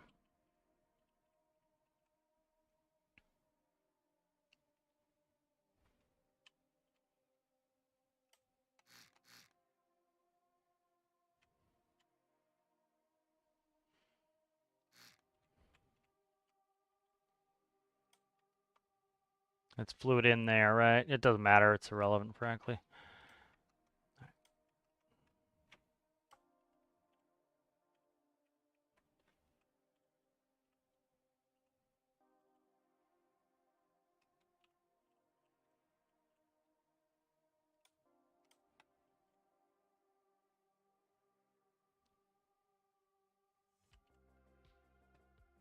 This is gonna be annoying.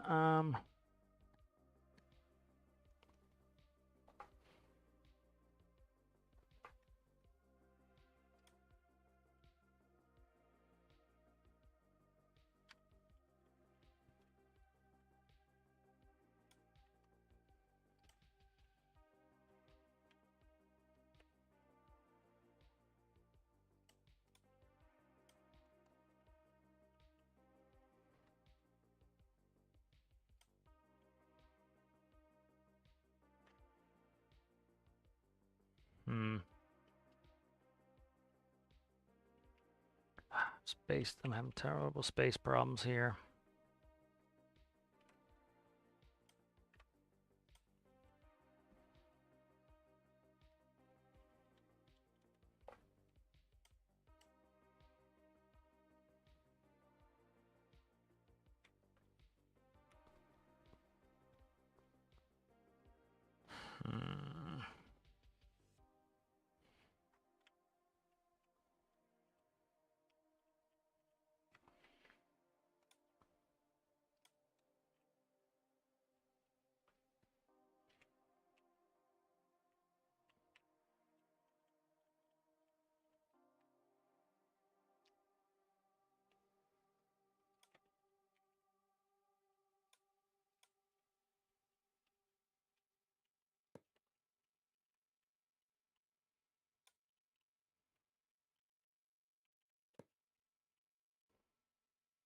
Gotta make sure that motor will fit there, but I shall check that out in a second.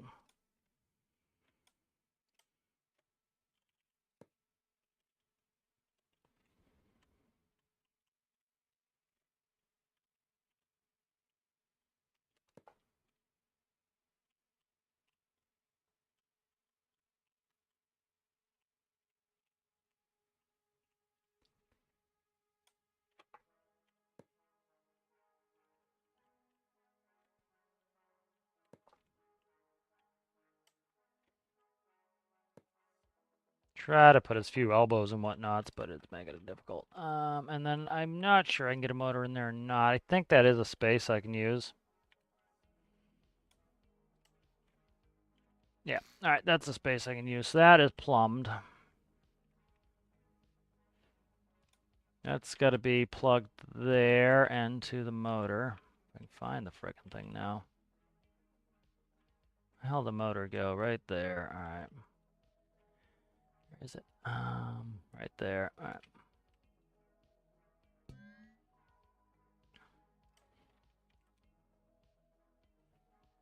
Where's the constant number I've got somewhere?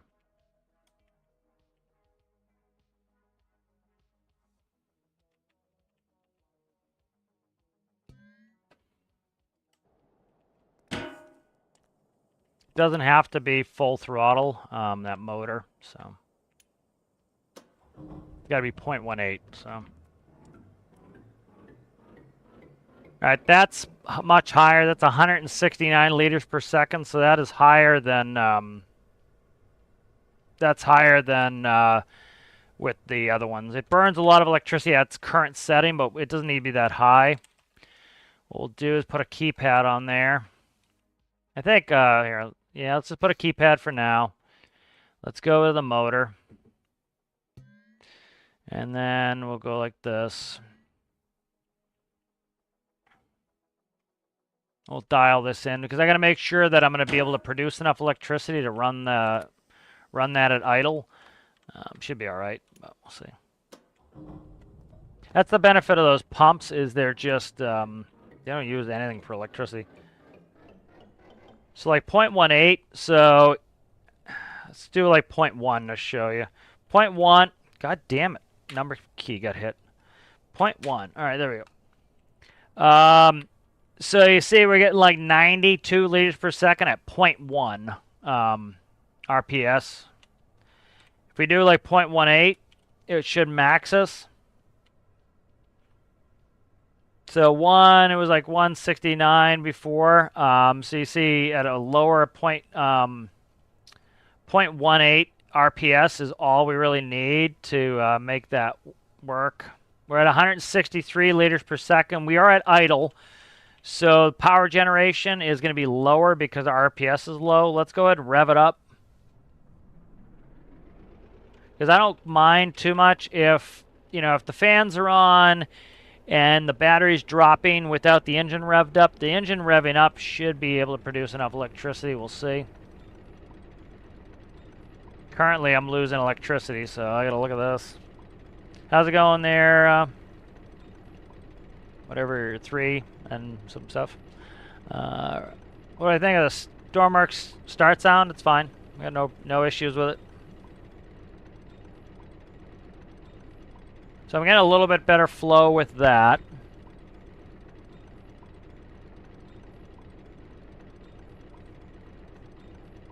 But you see my electricity is dropping off precipitously.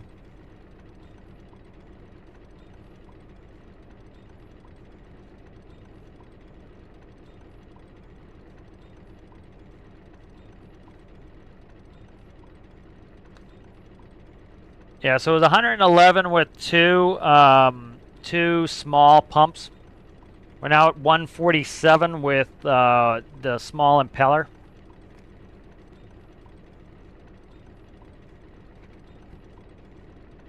But we're using a shitload of electricity, so that's the problem.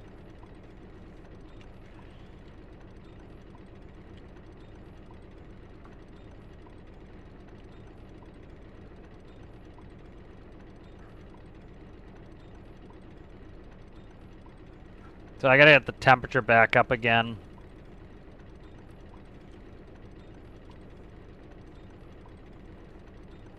So we should be able to tell really quickly here if the temperature is rising, we're gonna eventually overheat, which it is. So that's about all I need to know there. All right, I've only got about another hour I can screw around. So let's try some stuff here. We're still just testing with this one.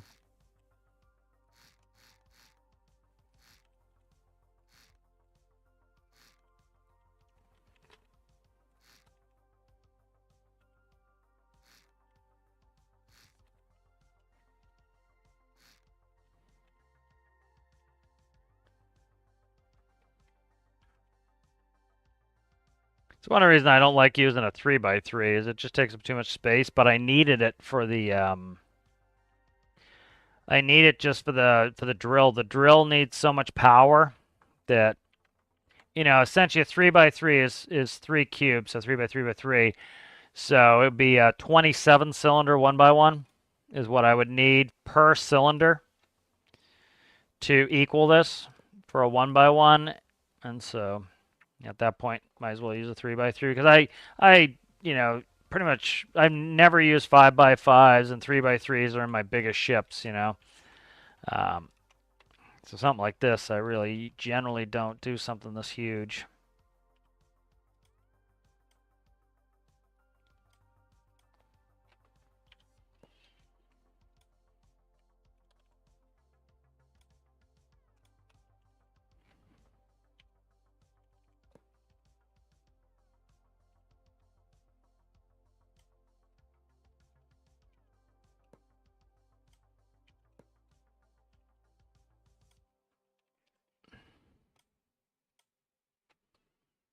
So what I'm essentially doing here is I'm trying to see what is the best case scenario here on what I end up being able to cool.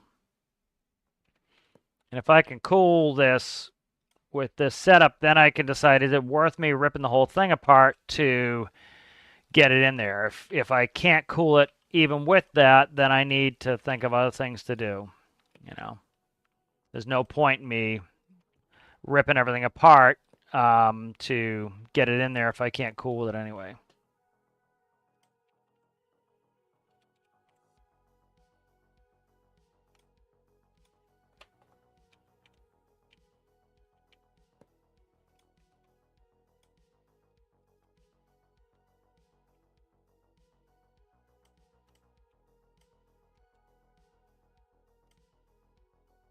I don't want to use glitches wherever I can avoid it. Like, for example, I'm sure some people can use it. I could use infinite electricity and solve all my problems, but I have zero interest in that. That just takes away all the fun of it from me.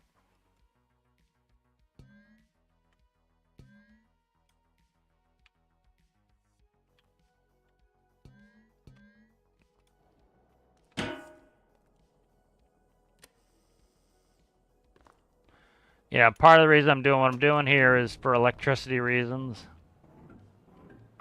All right, so right now we have the same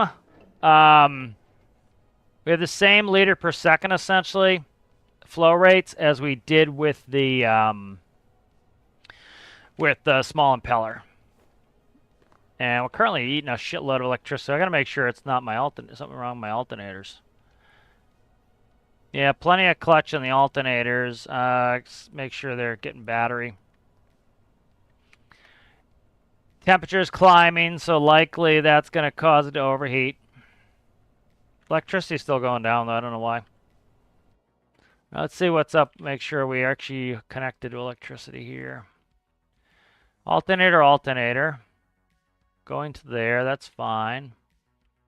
All right. I could cut 2 more starters and put more alternators in.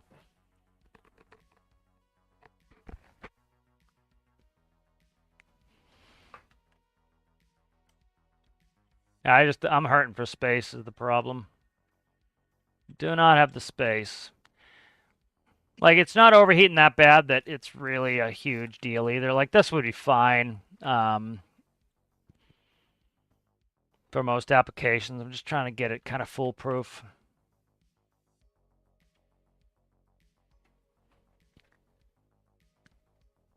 All right, let's bring back this one.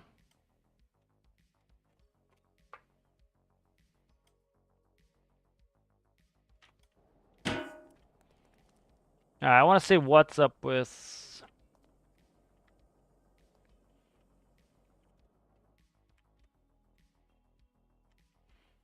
All right, the only real space I have, which is obnoxious, is down here. One thing we can do is put 2 alternators here, so that's something I could do here.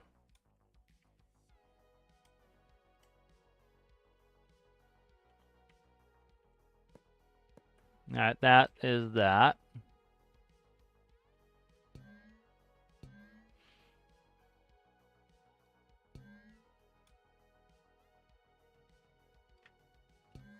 All right, so there's 2 more alternators for power. And then the thought is I might be able to get a 5x5 in here somewhere to get more cooling going, but it's kind of iffy. I have to cut frame rails, and I don't want to do that. I could cut them back here where I can't really see. That's a thought.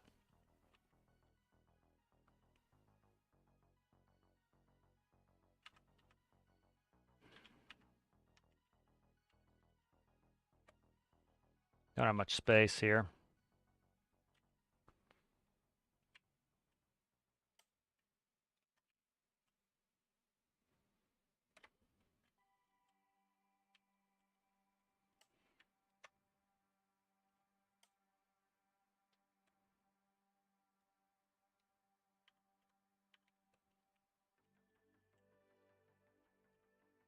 Just don't have a ton of space.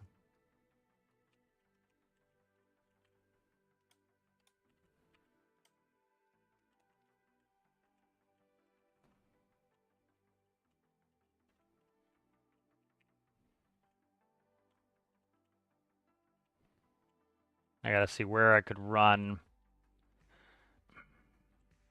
I'd have to move the battery, run the coolant lines there. And then I gotta run a real long run for the cooling manifold.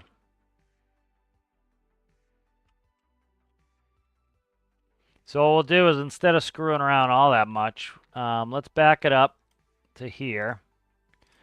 All right, we got new extra alternators in there. That's important. So let's go ahead and I'm going to key on the cooling system because I got to make sure it cools at max anyway. And then the alternators are connected. So I'm going to turn it on with all the lights on, make sure we are making enough power with 2 extra alternators.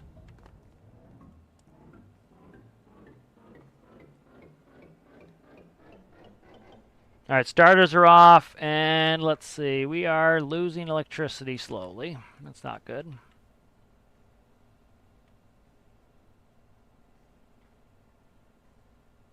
Yeah, we're losing electricity slowly.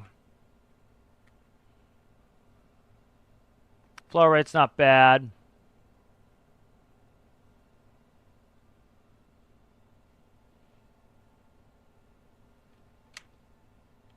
All right.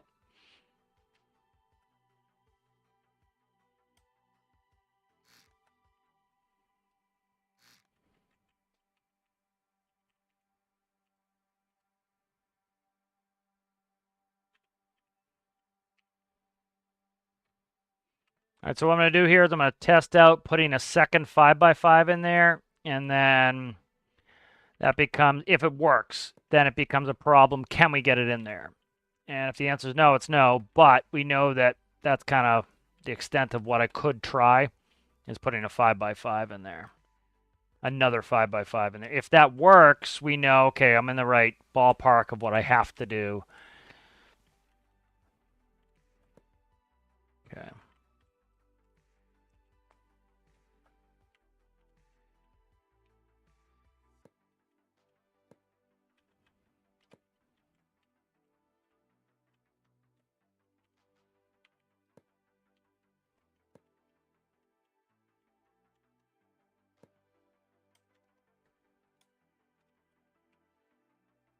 There's no point in me trying to fit it in to do a test that's not going to work anyway. So we got to see, will it actually do anything?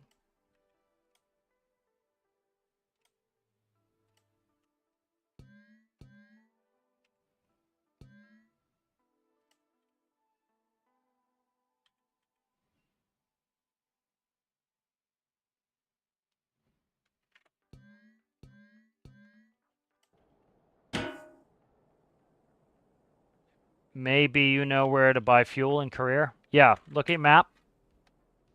Find any of these places that say buy here. So diesel gantry, buy here. This island moves. Look around your map, find the fuel. Buy diesel here. And then all of that, and then where's my video? Let's find my video.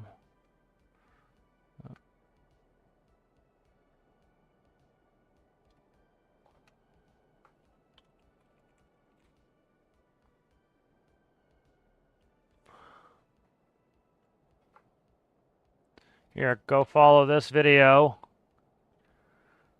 and watch this video, and it will tell you what to do here.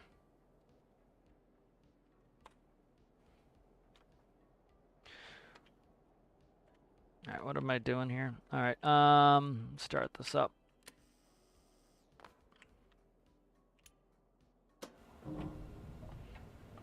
Gotta get rid of the backlight.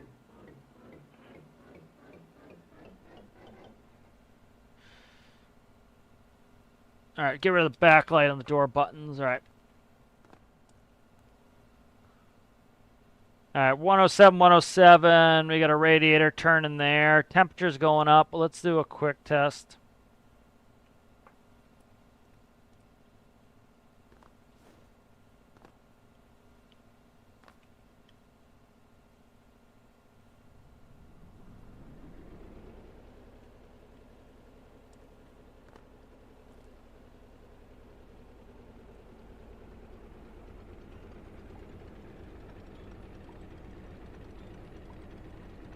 What's the difference between a generator and alternator? Like in game? They pretty much serve the same function in game. The alternator is just belt driven. It's just mostly what drives them. And I don't have to take any power off the engine to use a alternator. The other thing is space. The alternator is one block. Generator, I would need some sort of clutch, or else I'm producing more electricity than I need, likely, at times when I don't need it, so I'm just robbing power. So the alternator, if I can use an alternator, it's just much, much more compact.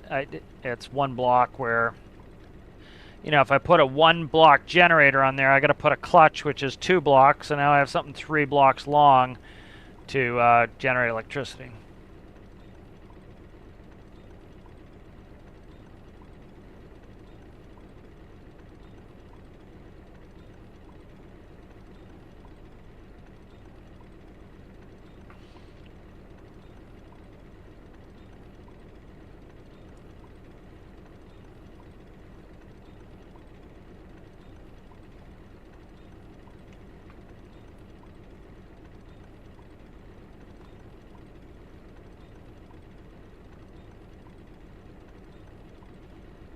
All right, we are making enough electricity now at full throttle.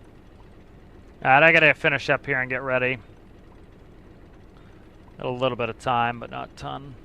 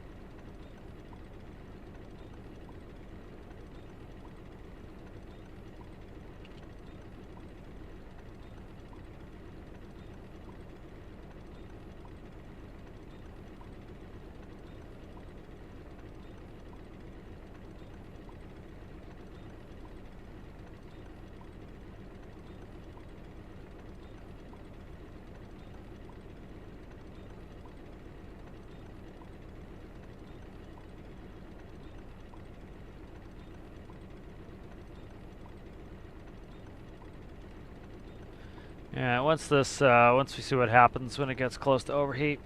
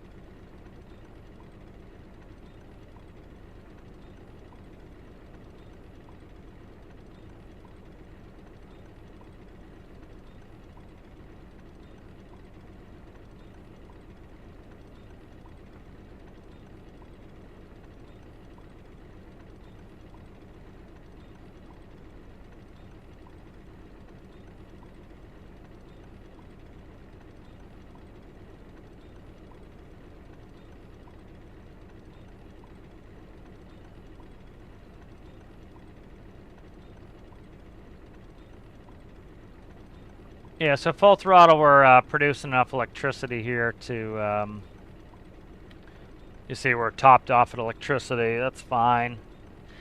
Because that's part of the thing, too, is when you're not at full throttle, the fans and the pumps aren't going to be running all the time. So even if they drain the battery down, they'll shut off eventually.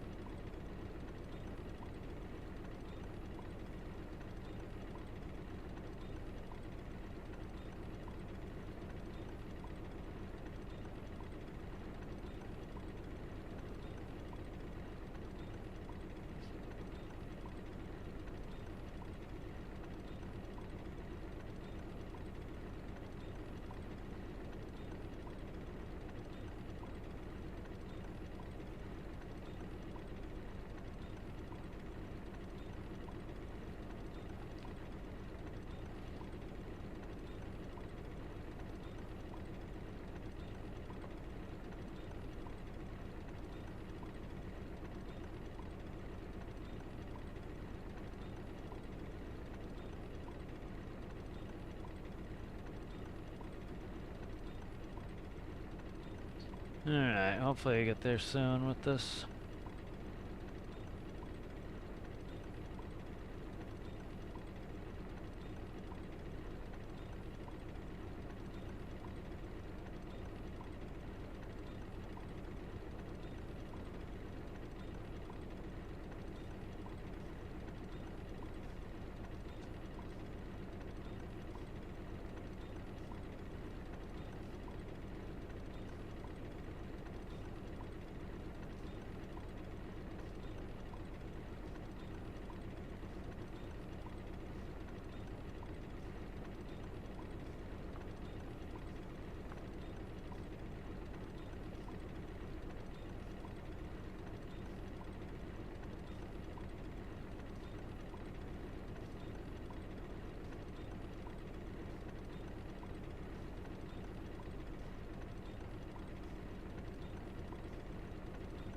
Sometimes it'll go all the way up around 100 degrees before it stops, if it is going to stop with adequate cooling, so we'll see.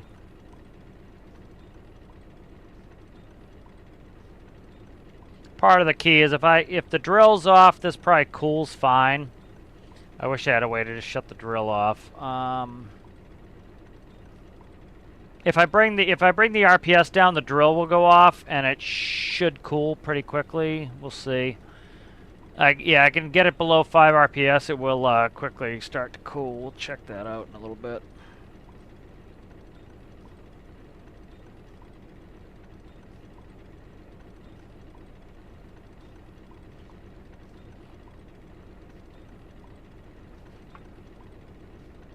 But usually I like to have a kick on at like 100, but I got them going now. That's 110 liters per second. That one is 110 liters per second.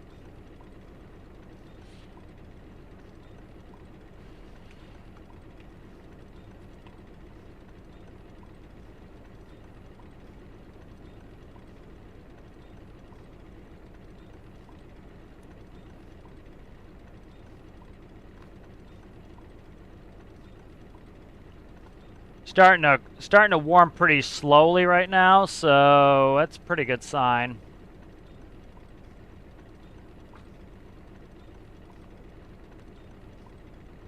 See if this levels off.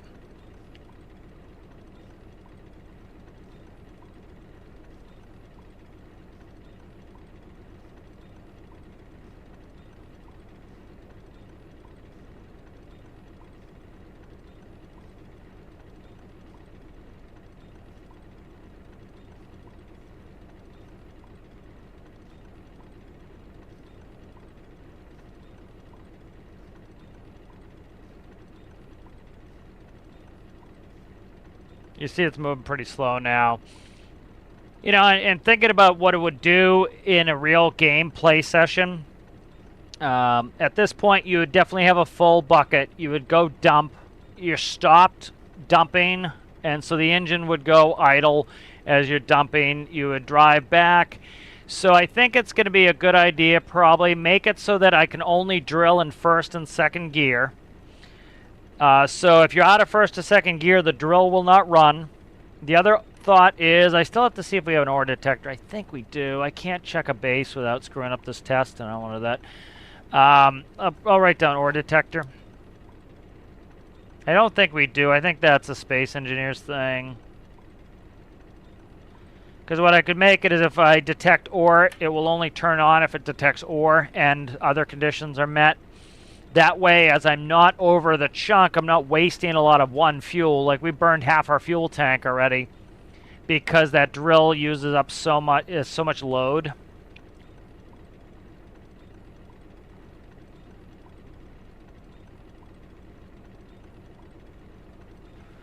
You know, I could knock down the speed of the drill if need be. There's a bunch of things I can do. I'm trying not to. I like the way it performs. But I also don't want to have to do an absolute ton of stuff to try to get the because I like the way it performs. I don't have to completely reinvent the wheel and sacrifice too much if I can avoid it.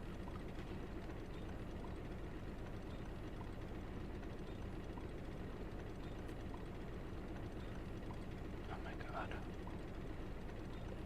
Has anyone else's Discord just been absolutely abysmally buggy lately?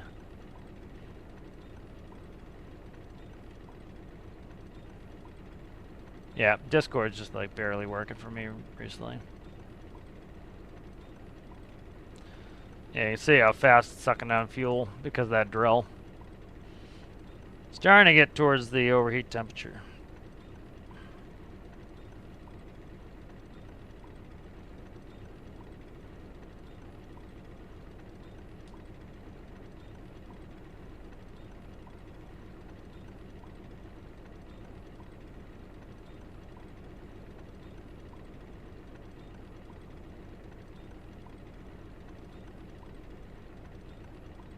See if this actually stops.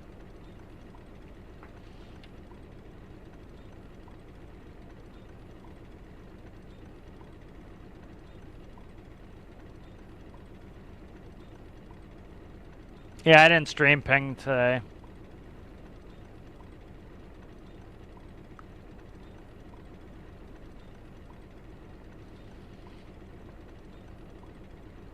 If this test works, it shows that 2 5x5 radiators will cut it. And then I have to go through the arduous task of getting them in there. But if I could get them in there, we've got that problem solved for cooling.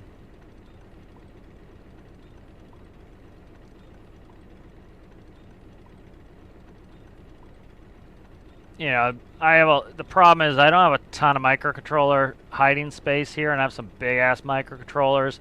Which I could put them in the bottom of the build. I might be able to get them in there. If I need to put in more radiators hidden in the engine compartment somewhere. But yeah, you can see like we're at 92 degrees and it's still going up, but it's going pretty slow, so.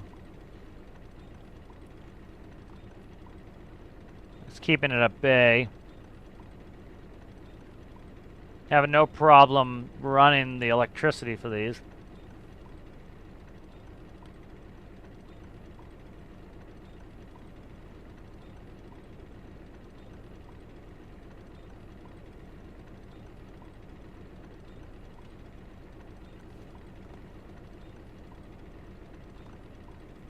Trying to see, because like I might be able to get a 5x5 here, 5x5 here, and one there. If I could run 3 of them, as long as I could plumb the pumps, which I doubt it.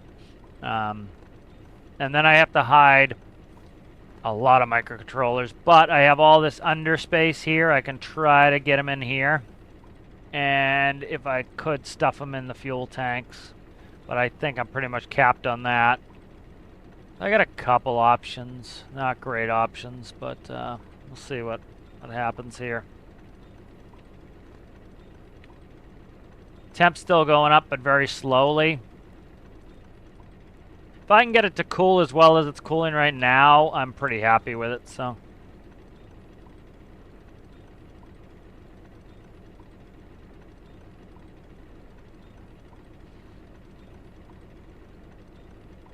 Yeah, you can see how I'm not going to wait the whole time because I would still need to go up another 20 degrees to get this to overheat. Another 17 degrees to get my overheat protection to go. So it's not too bad. So 2 5x5 should do it. All right, so let's go ahead and I'm going to let this run in the background while I go get ready. But thank you guys for watching. If you enjoyed the video, give it a like. If you're new and you enjoyed it, consider subscribing. Appreciate you guys hanging out, and I'll see you guys next one.